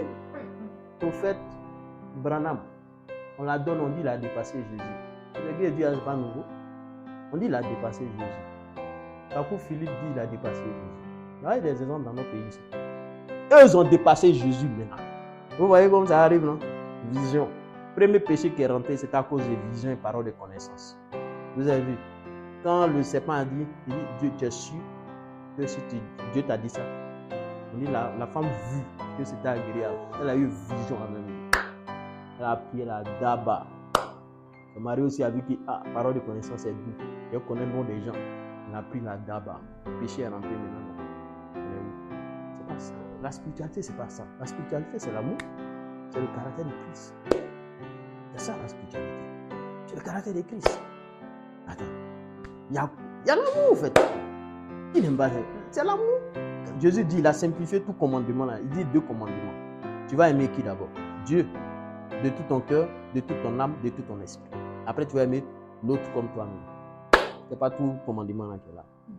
Si tu aimes l'autre comme toi-même là, si tu le vois nu, est-ce que tu ne vas pas prendre quelque chose pour lui donner? C'est ça. Ça sert à quoi d'aller chanter? Jésus a changé mon adresse et il a changé quelle adresse? Tu es toujours dans la même adresse, dans la même maison, on va là-bas. Ça ne sert à rien. Quand on dit Jésus a changé mon adresse, ça veut dire quoi? Avant, tu étais dans la maison du mensonge. Normalement, Jésus t'a changé d'adresse, ça veut dire que tu n'es plus dans la maison du mensonge. Mais quand on sort, tu es dans la maison du mensonge. Donc Jésus n'a pas changé ton adresse. C'est plus pire. Tu étais méchant. Tu étais dans la maison, ils ont écrit méchant. Donc dans la maison des méchants, tu te trouvais là-bas. Maintenant, on te retrouve dans la maison des méchants. Tu dis non que Jésus a changé ton adresse. Il n'a pas changé ton adresse. C'est pour ça qu'il y a des cantiques méchants. Les cantiques que les gens chantent sont des condamnations. On ne chante pas un cantique parce que les gens chantent. On écoute. Et quand quelqu'un chante, il faut écouter les paroles. Même s'il dit les paroles que tu trouves que tu n'es pas digne de dire ça, dis Seigneur, rends-moi digne de dire ça. Change tes paroles, prends des paroles et tu te personnifies. C'est à cause de ça que Dieu peut travailler dans ton cœur. Mais on chante, toi tu mets à chanter. Moi, il peut dire une parole. Moi, il peut dire mon Seigneur. Mais est-ce que toi tu dois dire mon Seigneur? C'est une question. Moi, il peut dire mon Seigneur. Parce que je suis soumis à lui, qu'il me dit que Dieu fait. Mais est-ce que toi tu dois dire mon Seigneur? Moi, il me dit mon papa. Ou bien, par exemple, père rebelle. Ton père va te corriger. Mais quand tu dis Seigneur, ça veut dire que tu exécutes ce qu'il te dit. Vous voyez, il y a des condamnations. Et souvent on prie, il y a des choses qui ne viennent pas, on se plaint. Mais tu prononces des paroles que tu ne dois pas prononcer. Tu ne peux pas dire mon Seigneur à quelqu'un qui n'est pas ton Seigneur. Tu ne peux pas dire mon amour à quelqu'un qui n'est pas ton amour. C'est ça? C'est clair. Appeler Jésus, il est préférable de l'appeler Père. Parce que Père, on peut se rébeller. C'est bon. Mais mon Seigneur, mon roi, hein? C'est ton roi. C'est sûr que si Alassane vient ici, là, le président Ado vient ici, là, tu vas te lever même pour lui donner la place. N'est-ce pas? Parce qu'un roi, là, on lui donne en fait l'autorité. On lui donne toute la place. Le président Ado, il vient ici, il lui donne toute la place. Si vous êtes le président, mais Jésus lui-même, il dit mon roi, mais pas ton roi. Parce que tu as entendu quelqu'un prier, qui a pris des paroles et tu redis les mêmes paroles. C'est pas ça. Jésus aime qu'on est naturel. L'état de notre vie, nos faiblesses. C'est pour ça qu'il aimait David. Parce que David, c'était dans ses faiblesses. Il aimait Dieu. Il ne faut jamais pressé de dire des mots. Il faut s'examiner. Parce que les mots qui sortent de nous sont le jugement. Il y a un livre qui est là comme ça. Quand il dit une parole en même temps, ça s'écrit sur. Il y a un bic spirituel qui commence à écrire tout ça. Lisez l'Apocalypse. C'est pas une invention. C'est pas une invention tout ce qu'il dit. C'est dans la Bible. Donc c'est pour cela qu'il ne faut pas dire les choses. Il faut s'examiner. Et souvent on prie les choses, on n'est pas transformé. Pourquoi? Parce qu'on prononce les mots qu'on ne doit pas prononcer. C'est la parole qui change. Il faut connaître l'état. Je vous dis, voir le Saint-Esprit, on dit Saint-Esprit. Sinon on pouvait dire esprit. Mais Dieu a fait tout possible pour mettre Saint-Esprit. Pour dire qu'il y a des esprits méchants et des esprits mauvais qui existent. Mais Dieu il dit pour lui là, c'est le Saint-Esprit. Et ce même esprit là, on dit qu'il était sur quelqu'un qu'on appelait Beth-Salel. Qu'est-ce qu'il a fait? On dit qu'il était intelligent. C'est ça non? Il était intelligent. C'est-à-dire que tous les œuvres d'art là, le gars il pouvait reproduire ça. Parce qu'il y avait un esprit qui était lui. Tout le monde pouvait regarder Beth-Salel, on dit l'esprit de Dieu est sur lui. Voici quelqu'un qui s'appelle Daniel, on dit là l'esprit de Dieu saint. Tout le pays reconnaît que Daniel était de Dieu. Pourquoi? Parce qu'il était intelligent, sage, puissant. Voici Joseph pareil. Mais bon, comment le Saint-Esprit qui est l'esprit de sainteté, peut être ici des gens et puis passer pour ridicule. En fait, posons-nous la question. Aujourd'hui, moi, je suis venu pour vous amener vers le trône de Dieu, pour que le Seigneur vous ouvre l'intelligence, vous comprenez. C'est-à-dire qu'on ne peut pas posséder un esprit saint et passer pour ridicule. Ce n'est pas possible. C'est un esprit de sagesse. C'est un esprit de lumière. Là où il est, c'est lui qui impose son règne. Il impose la douceur, le caractère de Christ. Il impose la douceur, le caractère de Christ. Il impose l'humilité. Il impose la soumission à l'autorité. C'est ça. Parce que Jésus était soumis. Donc, si un esprit n'a pas ces caractéristiques, dites-lui, il faut partir de ma vie. Dites-lui, va dans ma partie. Je ne te veux pas. Si tu dis que tu es le Saint-Esprit, il faut partir. Mais moi, il ne te veut pas. Parce que le Saint-Esprit, en nous, on dit Djegé. Djegé, ce n'est pas comme les gens. C'est-à-dire, tu changes même. Nous, tous, on sait de là où on vient. On sait comment on était. Mais on sait comment il a fait. On sait ce qu'il a fait. C'est pour ça que le Saint-Esprit, il change. Il fait comme Jésus. Il voit la foule et puis il est ému. Il a une compassion. Le Saint-Esprit, il peut appeler des fous. Et puis il va les enseigner. Il ne va pas regarder comme les pharisiens. Il va au-delà du regard des gens. S'il y a quelque chose que Jésus ne savait pas faire, c'est regarder. Est-ce qu'on est d'accord?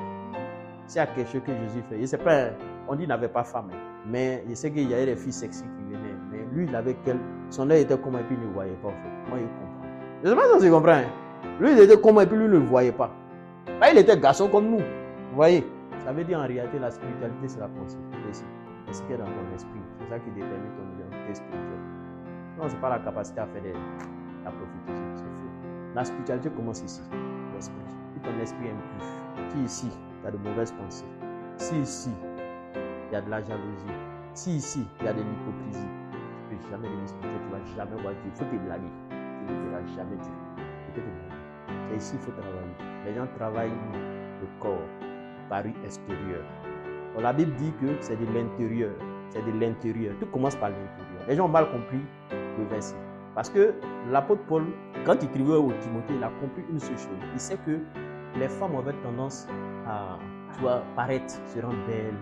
Mais lui voulait qu'elle commençait au fait la beauté intérieure. C'est-à-dire qu'elle ne doit pas s'adonner à ces choses-là. Ce n'est pas qu'il interdisait les femmes de se tresser. Non. Disons bien le texte. Il n'a jamais interdit une femme de se tresser. Il n'a jamais interdit une femme de se tresser. Il a dit. C'est vrai. Si cette beauté que tu es en train de montrer à l'extérieur, si tu pouvais faire l'intérieur là, ça aurait été mieux. Parce que souvent les gens interprètent mal les textes. Je ne sais pas qui les a appris. Non, qui les a appris à interpréter la Bible. Parce que souvent on interprète. Vous voyez, la Bible s'interprète selon le contexte. Un contexte bien précis. Vous voyez le verset Matthieu 15 et 16, c'est le contexte précis. Si vous n'êtes pas dans cette pensée, vous allez dire des bêtises. Jésus a fait un coup, il a fait pratique avec la femme. Il nous l'a montré. C'est ça. Ce n'est pas des jeux de mots. La Bible, on n'interprète pas la Bible selon les jeux de mots. Dieu a dit voir, donc il faut voir. Commence par voir dans cette dimension. Non. C'est pas qu'on interprète l'écriture. Non. Ça, c'est développement personnel. Ça, c'est une motivation. C'est pas ça. Il y a une pensée derrière. Même s'il y a plusieurs leçons qui doivent sortir, il y a une pensée derrière. Il faut être naturel. C'est pas qu'on crie qu'on est serviteur de Dieu. C'est naturel, dans la piété. On a une mission. C'est que Dieu veut que les gens soient saints, soient irréprochables. C'est pas ce qui est écrit en Éphésiens, verset 3. Il a dit quoi? Béni soit Dieu le Père de notre Seigneur Jésus-Christ, qui nous a fait quoi? Béni dans quoi? Dans les lieux célestes en Christ. Pourquoi on soit quoi? Ça veut dire quand Jésus vient nous trouver là, il ne faut pas qu'il trouve tâche. Il faudrait quand Jésus vient me trouver là, il ne doit pas trouver adultère dans ma pensée. Il faudrait que quand Jésus vient me trouver, il ne trouve pas la colère dans ma pensée. Il faudrait que Jésus vienne me trouver, il ne trouve pas le mensonge en moi. Et Jésus me trouve, il ne trouve pas la jalousie. C'est son saint et irrépréhensible devant moi. C'est ce que Jésus, quand lui vient me trouver là, il ne doit pas trouver des choses du dehors. C'est pour cela qu'il dit, dehors qui? Les chiens. Dehors les chiens.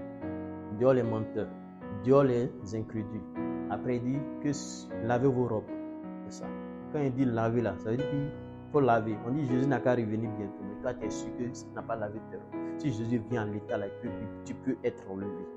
Quand on dit l'assurance du salut, ça ne veut pas dire refuser d'accepter la vérité de son esprit.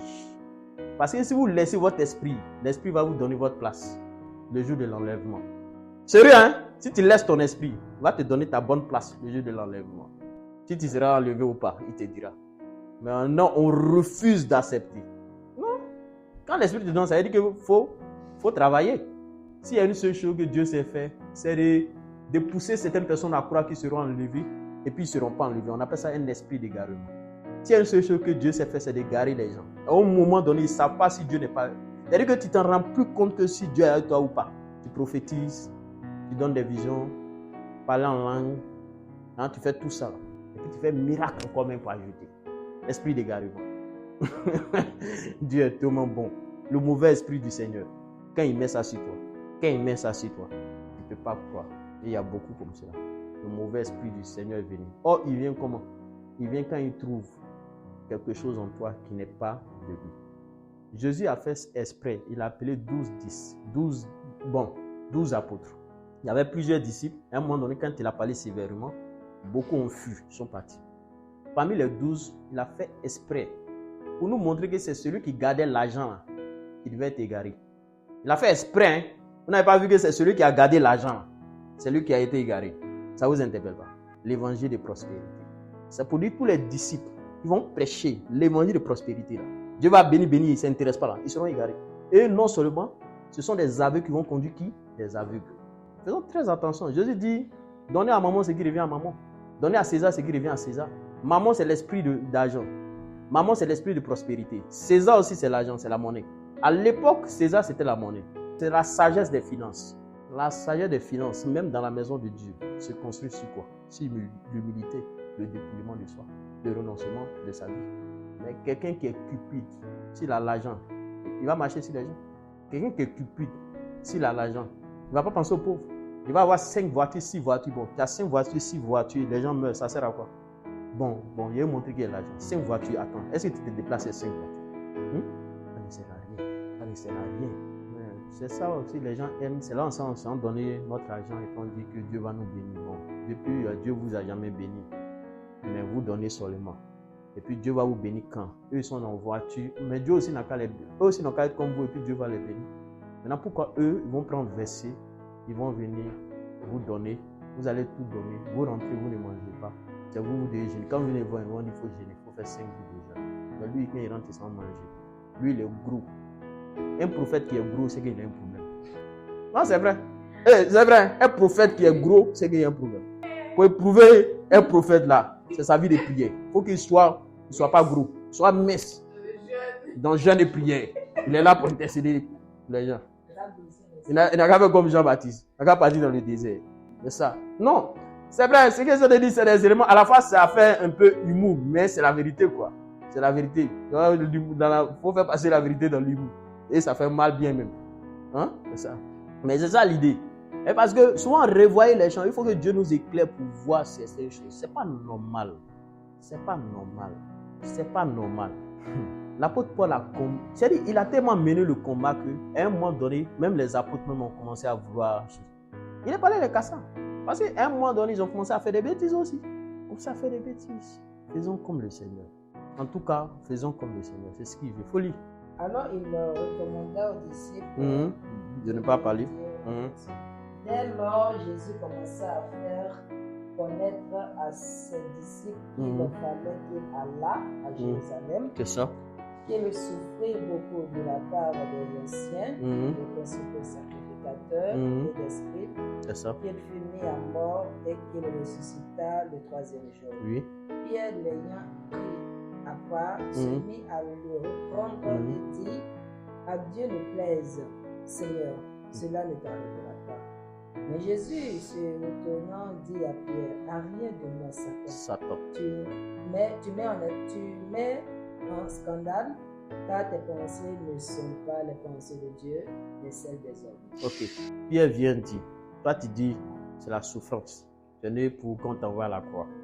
Lui vient dire, ah, Seigneur, il ne faut pas partir. Hein? C'est pas bon. Non, que Dieu ne va pas permettre ça. Et qu'est-ce qu'il a répondu? Arrière de moi, Satan. En réalité, pourquoi? Parce qu'il dit les pensées du cœur de Pierre n'étaient pas bonnes. Quelles étaient les pensées du cœur de Pierre? C'est la question. Quelles étaient les pensées du cœur? Empêcher, oui, on peut interpréter ça quoi. Empêcher que la promesse ou la prophétie s'accomplisse. Ça, c'est aussi bon. Mais au-delà de ça aussi, il y a le fait que Jésus aussi venait d'enseigner une parole. il a enseigné non seulement la parole, la pensée de Dieu. Et il dit dans la pensée de Dieu, ouais, ce qui doit arriver. Maintenant, Pierre vient dire non, que ça là, il ne faut pas partir, ça va pas arriver. Si tu vas, ça va arriver, mais si tu ne vas pas, ça va pas arriver. Lui dit, toi là, tu es un satan, tu es un esprit de Satan. Parce que tu n'es pas dans la pensée de Dieu. Toi, Pierre, tu te préoccupes de quoi? De tes intérêts personnels. Tu te préoccupes de quoi? Des regards des autres. Parce que quand il est parti parler cassa aux gens. Il est parti leur dire que le jugement arrive. C'est vrai, ils vont mettre bras sur moi, ils vont vouloir me tuer. Mais je dirais, dis la vérité. C'est comme si j'enseigne. Ils vont dire, mais tu vois, enseignement ça là, cette partie-là, il faut enlever. Sinon, tu vois, non, voici les regards. Je m'en fous. Voilà, je m'en fous de ce que les gens veulent accepter ou pas. S'ils veulent, ils vont accepter. S'ils veulent, ils ne vont pas accepter. On ne sait pas après. Jésus lui-même l'a dit ça. C'est d'ici, ce même Pierre là, c'est lui qui est venu pour dire, les pharisiens là, ce qui t'a enseigné là, ça les a. Jésus s'en fout. Et c'est que quand il est parti, parce qu'il les a mélangés, quand il est parti, ils vont me brasser moi. Ils vont vouloir me faire mourir. Mais que ça s'accomplisse. Il ne va pas avoir peur d'aller réchanger ma parole. Tu comprends? C'est comme si Pierre encourageait Jésus, s'il va, il n'a qu'à changer sa parole, il n'a qu'à revenir, il n'a qu'à donner des justifications. On s'en fout des justifications. Eux, on ne donnera pas de justifications aux gens. Tu te sens concerné. Si elle dit qu'un prophète ne doit pas être gros, si tu es gros qui t'es écouté, c'est ton problème. La manière dont ça sonne dans ton esprit, que ça sonne. Je sais pas si on est d'accord. On ne sait pas appeler à quelqu'un. Il faut qu'on dise la vérité. On ne sait pas appeler à quelqu'un. Si tu ne sais pas, quelqu'un dit gros là, c'est pas gros comme cela. C'est gros dans le ventre. C'est ce que tu manges pour les gens là. C'est ça qu'ils sont en train de parler. Il faut comprendre. Les offrandes, les gens que tu prends, tu manges là, et puis ils souffrent. Tu ne connais pas comment ils vivent. Parce que ce même Jésus a dit, et quand vous donnerez à ses petits-enfants, vous allez aller visiter les veuves. C'est ça, le Dieu des orphelins, des pauvres, le mari des veuves. Mais si le père des orphelins, vous n'allez pas visiter les orphelins. Vous êtes assis là. Et le jour que vous partez visiter toute la chorale, c'est-à-dire que vous, non seulement chorale, la régie, toute caméra est derrière. On va te montrer ce qu'on fait. On est généreux. Aujourd'hui, on était à l'hôpital de Koumassi avec l'apôtre Pierre Bernard. Il a donné des œuvres, il a prié pour les malades. À cause de 2 malades à prier par la grâce de Dieu, il y a eu quelque chose. Mais Jésus, qui a guéri tout type de maladies, il n'a jamais pris caméra pour montrer. Vous voyez comment les gens font? En réalité, là, ce n'est pas parce qu'ils mettent là pour qu'on ait la foi. Non, ce n'est pas tirer les gens. La preuve en est quand les gens regardaient, l'église est située où? Vous voyez, c'est le signal, ça va. L'église est située où? Il est venu aussi, comme si c'est l'homme de Dieu qui avait quelque chose. Il est venu ici. Moi, si tu viens ici et t'enseigner, aucun miracle tu vas recevoir. Quand tu es parti, il dit, miracle, c'est fini. Quand tu as reçu le miracle, il est parti.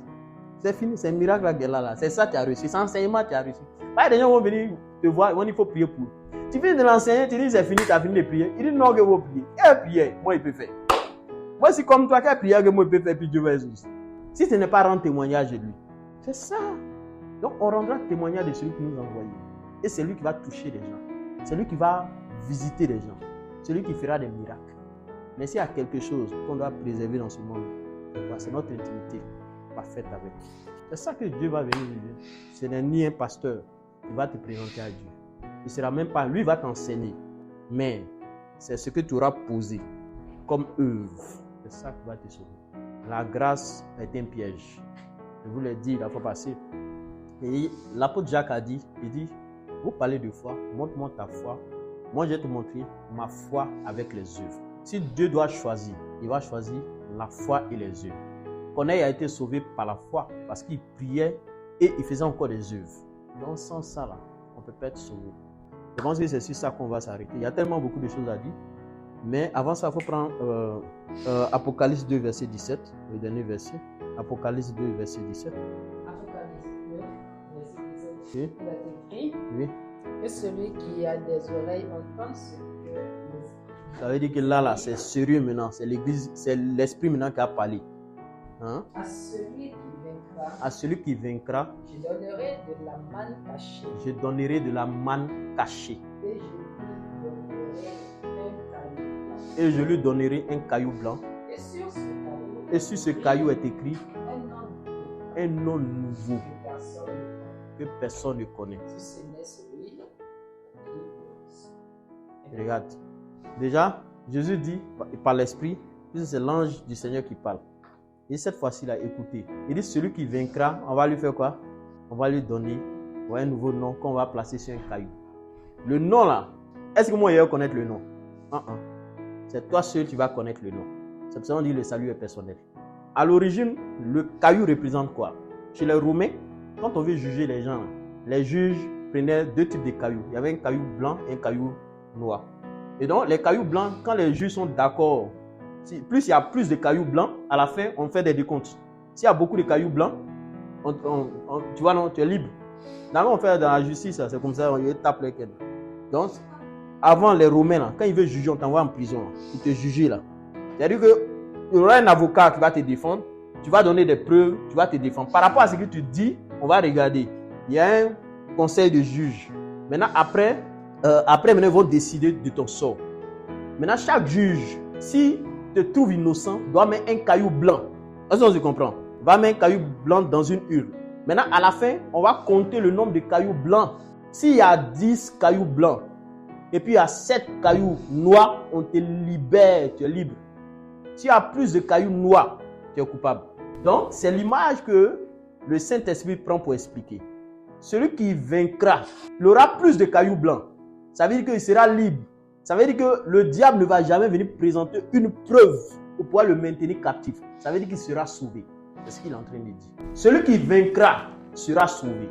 Donc, le caillou représente le salut. De la même manière qu'on jugeait, et puis il y a plus de cailloux blancs, tu es sauvé. C'est la même chose que le Seigneur prend pour nous parler. Parce que Jésus, là, et quand il veut parler aux gens, il utilise le langage du siècle pour parler. Et c'est pour ça la fois passée, il dit, si tu n'es pas sorti en Égypte, tu ne peux pas aller chercher quelqu'un en Égypte.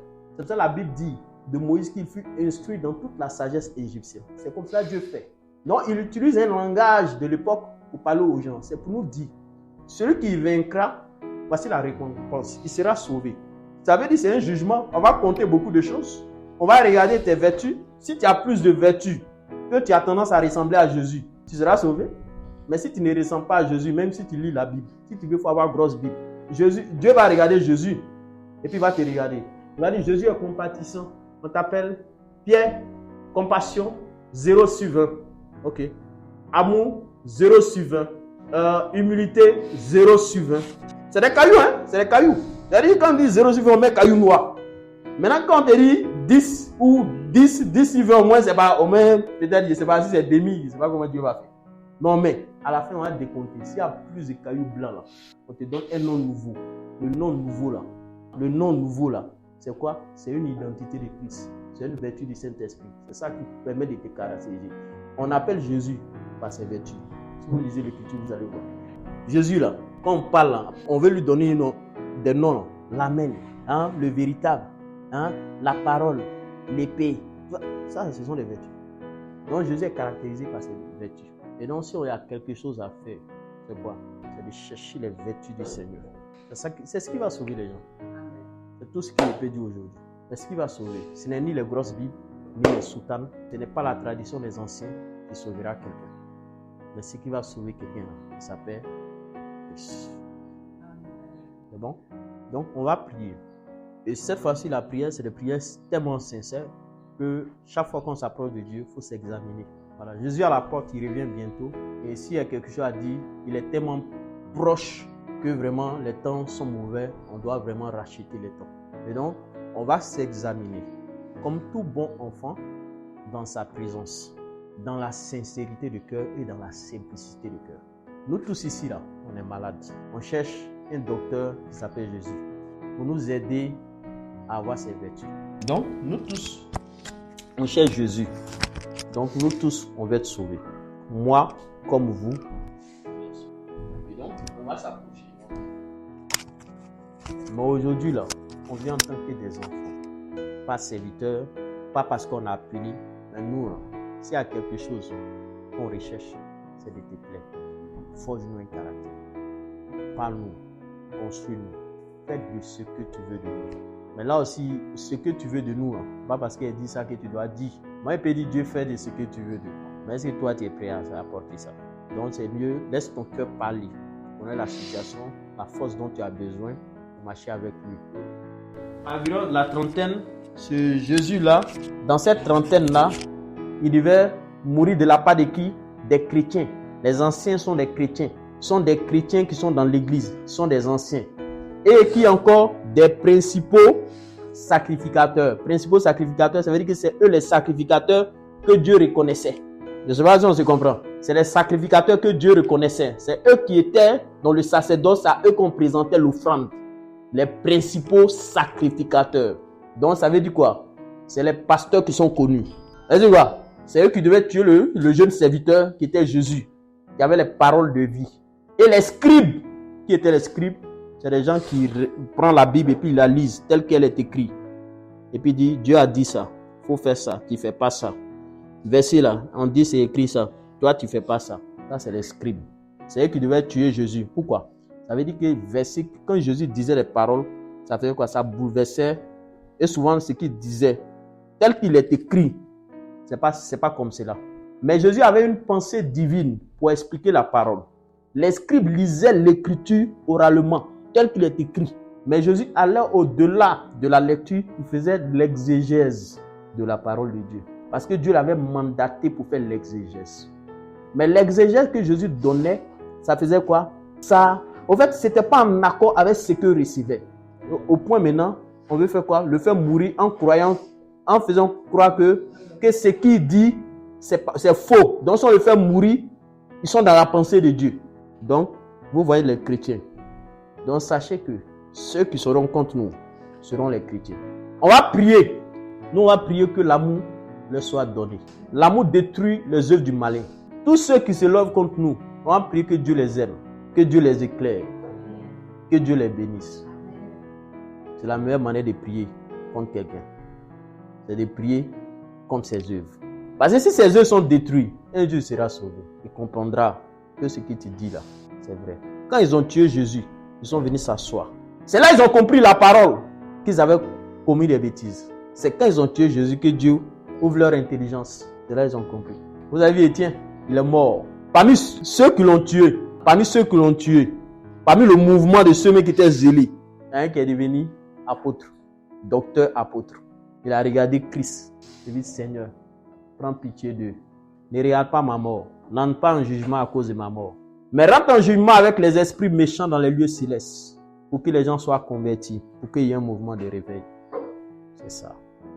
On va prier ainsi. Que Dieu détruise les œuvres du malin dans la vie de beaucoup de personnes. Que les principaux sacrificateurs, les scribes et les sadduciens soient jugés devant lui. Que leurs œuvres soient détruites.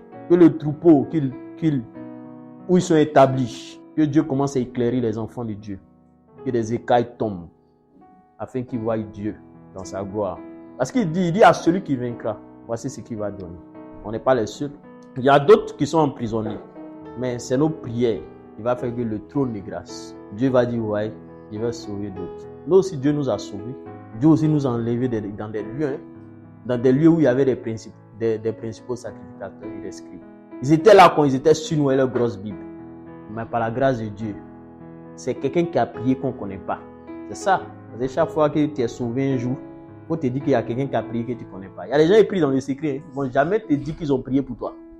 C'est ça la pensée de Dieu. Mais à d'autres, ils prient pour toi, ils prient pour toi. Ah, ils prient pour toi. Hein. Il faut savoir qu'ils prient dans... Il y a des gens qui prient dans les secrets. Est-ce qu'on se comprend? Il y a des gens qui prient dans les secrets. Et c'est ça. C'est cette pensée que Dieu nous a appris. Donc, on va prier pour que de la même manière que nous aussi, on a eu la grâce de sortir, que Dieu aussi ait pitié de ses enfants. Ce caillou-là, il doit donner à plusieurs. Il y a beaucoup de cailloux, au fait. C'est ça le problème. Mais il y a peu de personnes qui trouvent le chemin pour prendre le caillou. Donc, on va prier. Donc, pense à quelqu'un aussi que tu veux que la grâce de Dieu soit sur sa vie. Que Dieu l'enlève aussi de la religion, de la main des principaux sacrificateurs et des scribes, pour qu'ils viennent chercher Dieu en toute simplicité de cœur. Prions le Seigneur. Père, merci. Encore merci. On a vu des principaux sacrificateurs, on a vu des scribes et des pharisiens t'envoyer à la croix. On a vu des anciens se lever contre la parole et ton enseignement. Seigneur, ils sont encore dans ce monde. Des anciens se lèvent, ils disent qu'ils sont anciens dans la foi. Seigneur, ils sont là contre nous. Seigneur, tu le connais. Mais Seigneur, nous sommes là pour prier. Pour que tu te révèles aussi à eux. Que tu détruis les œuvres. car tu es venu sauver l'humanité. Père, nous prions contre tous les anciens. Nous prions contre tous les souverains sacrificateurs. Nous prions contre tous, Seigneur, ceux qui s'élèvent. Des scribes qui lisent l'écriture et qui ne comprennent pas l'écriture. Et Seigneur, des religieux qui font des débats. Seigneur, nous sommes contre ces esprits. Nous sommes là pour renverser ces auteurs, afin que toi, tu règnes à jamais. Seigneur, tu vois tes enfants qui sont captifs au milieu d'eux. Tu vois tes enfants qui sont captifs au milieu d'eux. Seigneur, que ta grâce. Et Seigneur, commence à éclairer. Et commence, Seigneur, à éclairer leur cœur. Et que l'orgueil quitte dans leur cœur. Seigneur, qui se rabaisse et qui te cherche d'un cœur pur. Père, je prie que ta grâce se répand. Seigneur, afin que, Seigneur, les gens puissent te connaître. Père, je prie parce que moi aussi, j'ai été dans la main de ces loups. J'ai été au milieu des souverains sacrificateurs. J'ai été au milieu des scribes. J'ai été au milieu des anciens. Mais parce que toi, Seigneur, tu as bien voulu que je sois libéré. Seigneur, tu m'as libéré de la prison. Tu m'as libéré pour que je puisse m'approcher de toi. Seigneur, dans une simplicité de cœur.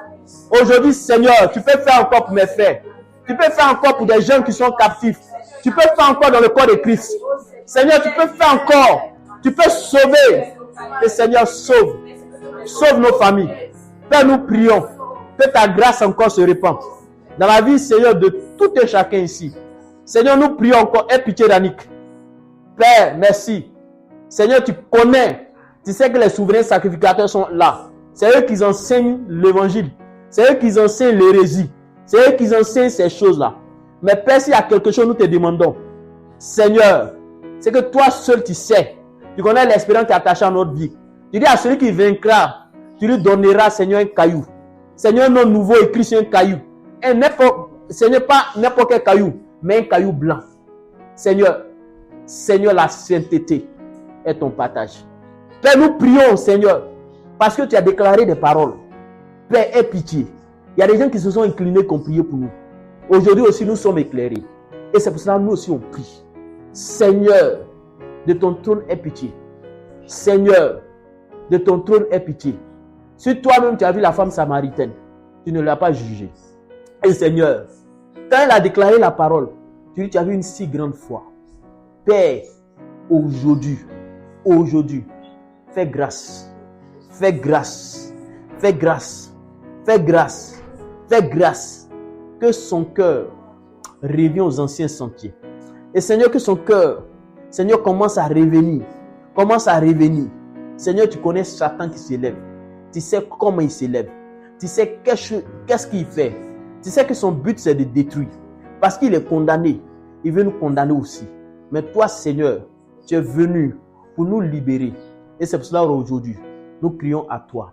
Que Seigneur, tu commences à agir. Tu commences à agir. Et Seigneur, nous sommes sûrs que tu le feras. Que la gloire te revienne. Amen. Ange, faut prier. C'est ma vie et ma vie qui c'est ma paix et ma paix. Moi je bénirai ton nom dans l'assemblée des saints. Moi je bénirai ton nom.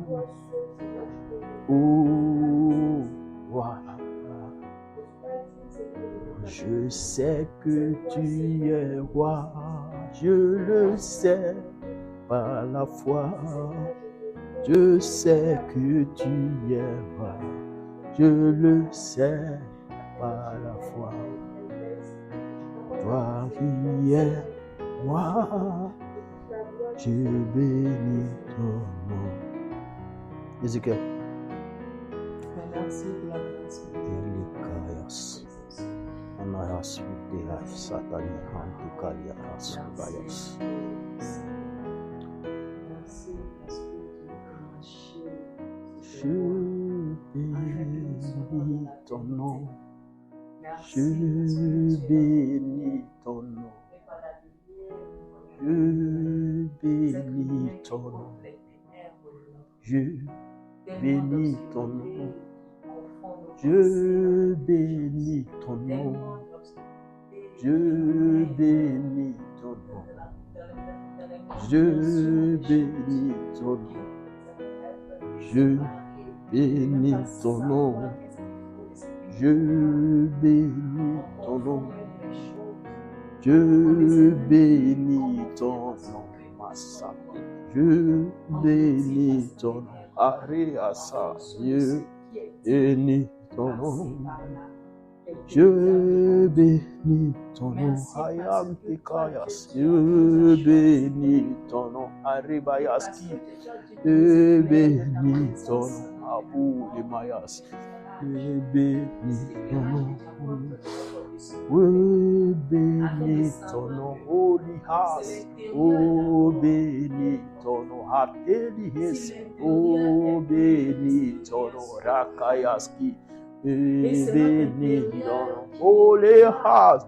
Bénis ton nom. Obayas. Je bénis ton nom. Alihas. Je bénis ton nom. Alias.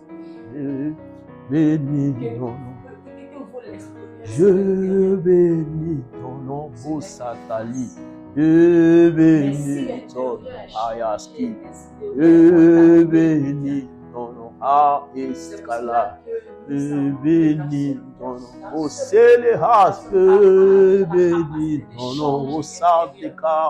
Je bénis ton nom, Aeskaya.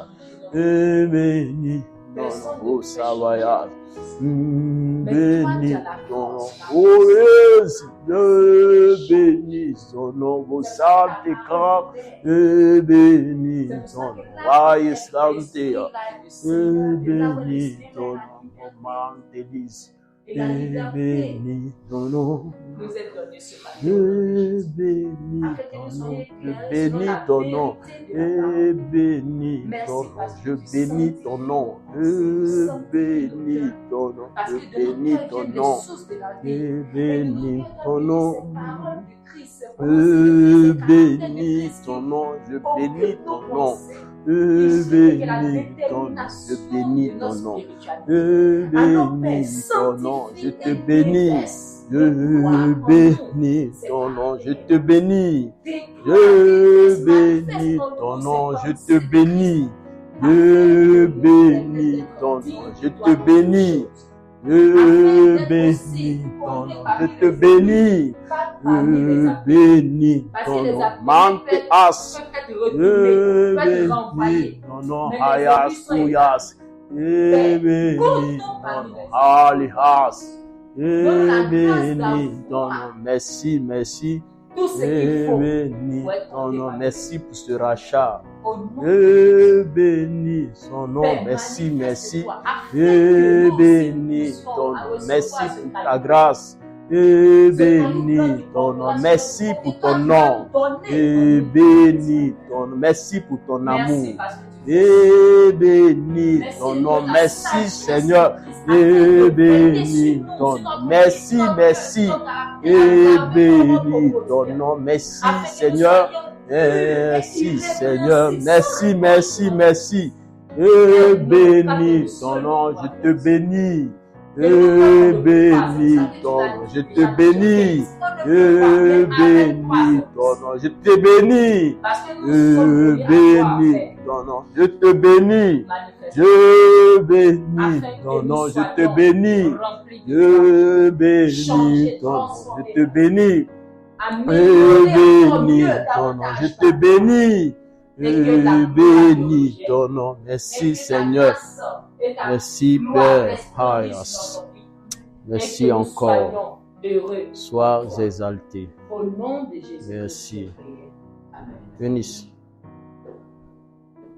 Oko mayas kunteli. Taku setelehas kantelia. Abu setelia rasku amaham tekasuta atabalian tekalia. Elomayasku ya barus. Ate kamu sebali anteka hamayasku. L'adoration des anges. Rabu sebali anteka asamalia boka mahal tukeli antakas.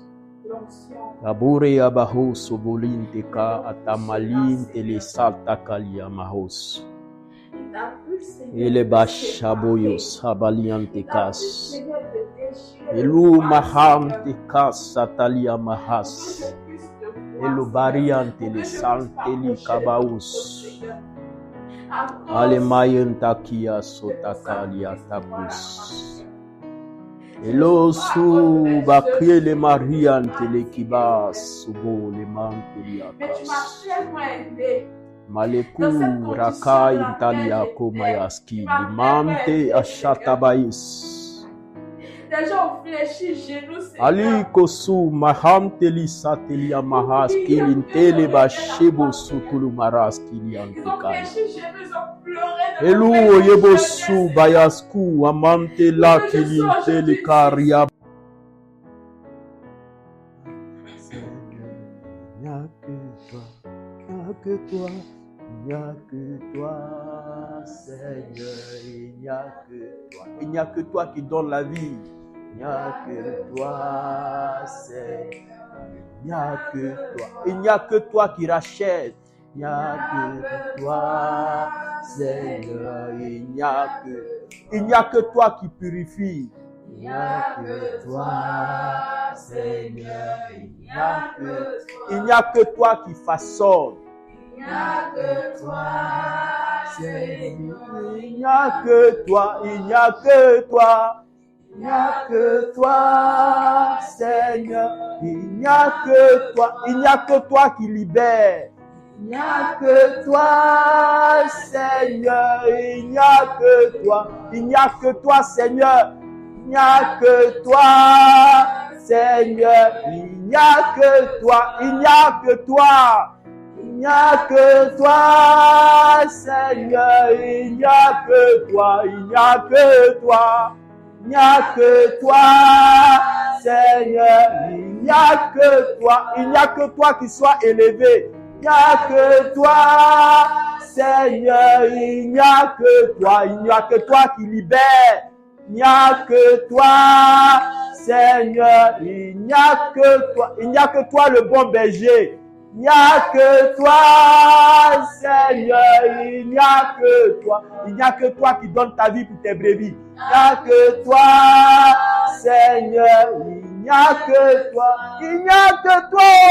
Il n'y a que toi, Seigneur. Il n'y a que toi qui puisse sauver nos frères. Il n'y a que toi, Seigneur. Il n'y a que toi. Il n'y a que toi qui puisse conduire l'église de Dieu. Il n'y a que toi, Seigneur. Il n'y a que toi. Il n'y a que toi, Seigneur. Il n'y a que toi, Seigneur. Il n'y a que toi. Il n'y a que toi. Il n'y a que toi, Jésus. Il n'y a que toi. Il n'y a que toi, oh. Il n'y a que toi, Seigneur. Il n'y a que toi. Il n'y a que toi qui rachète. Il n'y a que toi, Seigneur. Il n'y a que toi. Il n'y a que toi qui puisse nous libérer. Il n'y a que toi, Seigneur. Il n'y a que toi. Il n'y a que toi qui donne la grâce. Il n'y a que toi, Seigneur. Il n'y a que toi. Nous n'avons que toi, Seigneur. Il n'y a que toi, Seigneur. Il n'y a que toi. Père, merci. Il n'y a que toi dans ce lieu présent. Merci de nous avoir réunis en ce jour présent. Nous sommes venus dans ta présence et nous avons vu que c'est toi le bon modèle. Seigneur, c'est vrai, les gens se sont présentés comme des modèles, mais tu es le modèle parfait, le modèle excellent. Et c'est pour cela que nous savons que dans notre vie, il n'y a que toi. Et nous prions que non, cette parole ne soit pas en parole, mais que cette parole-là ait un effet immédiat dans nos vies. Et que dans notre esprit, nous, Seigneur, nous puissions compter que sur toi. Parce qu'il n'y a que toi qui puisses construire. Il est dit de toi que tu as été le seul nom qui a été donné sur la terre des hommes par lequel nous pouvons être sauvés.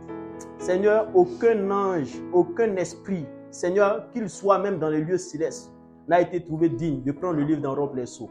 C'est toi seul. Et c'est pour cela aujourd'hui, nous refusons, Seigneur, de nous associer à tout esprit méchant qui veut venir prendre ta place. Et Père, nous prions que notre cœur soit ferme en cette parole. et que nous soyons attachés à toi parce que c'est toi notre espérance. Père, nous prions, Seigneur, peu importe les épreuves qui viendront, mais Seigneur, que nous gardons en esprit que c'est toi le bon berger, c'est toi le modèle. Seigneur, tu nous as dit la porte est étroite. C'est vrai que cette porte, elle est resserrée. Cette porte, elle est petite. C'est vrai que dans cette porte se trouvent des épreuves. Mais Père, celui qui est attaché à toi vaincra. Parce que tu as dit, celui qui vaincra, Seigneur, tu lui donneras, Seigneur, un nom nouveau. Le nom nouveau, Seigneur, tu seras gravé, Seigneur, sur un caillou blanc. Que personne ne va connaître ce nom, mais à part celui à qui tu as donné. Père, à chacun de nous, que Seigneur, tu nous donnes un caillou blanc et que soit inscrit un nom. Et le nom qui est inscrit, c'est le nom de la sanctification. Que la sanctification soit notre partage. Que nous nous sanctifions âme, corps et esprit. Et que nous soyons toujours avec toi. Trouver digne devant toi. Trouver digne, Seigneur. Que nous ne regardons pas, Seigneur, le jugement des anciens. Le jugement des pharisiens. Ceux qui pensent connaître selon la tradition des humains.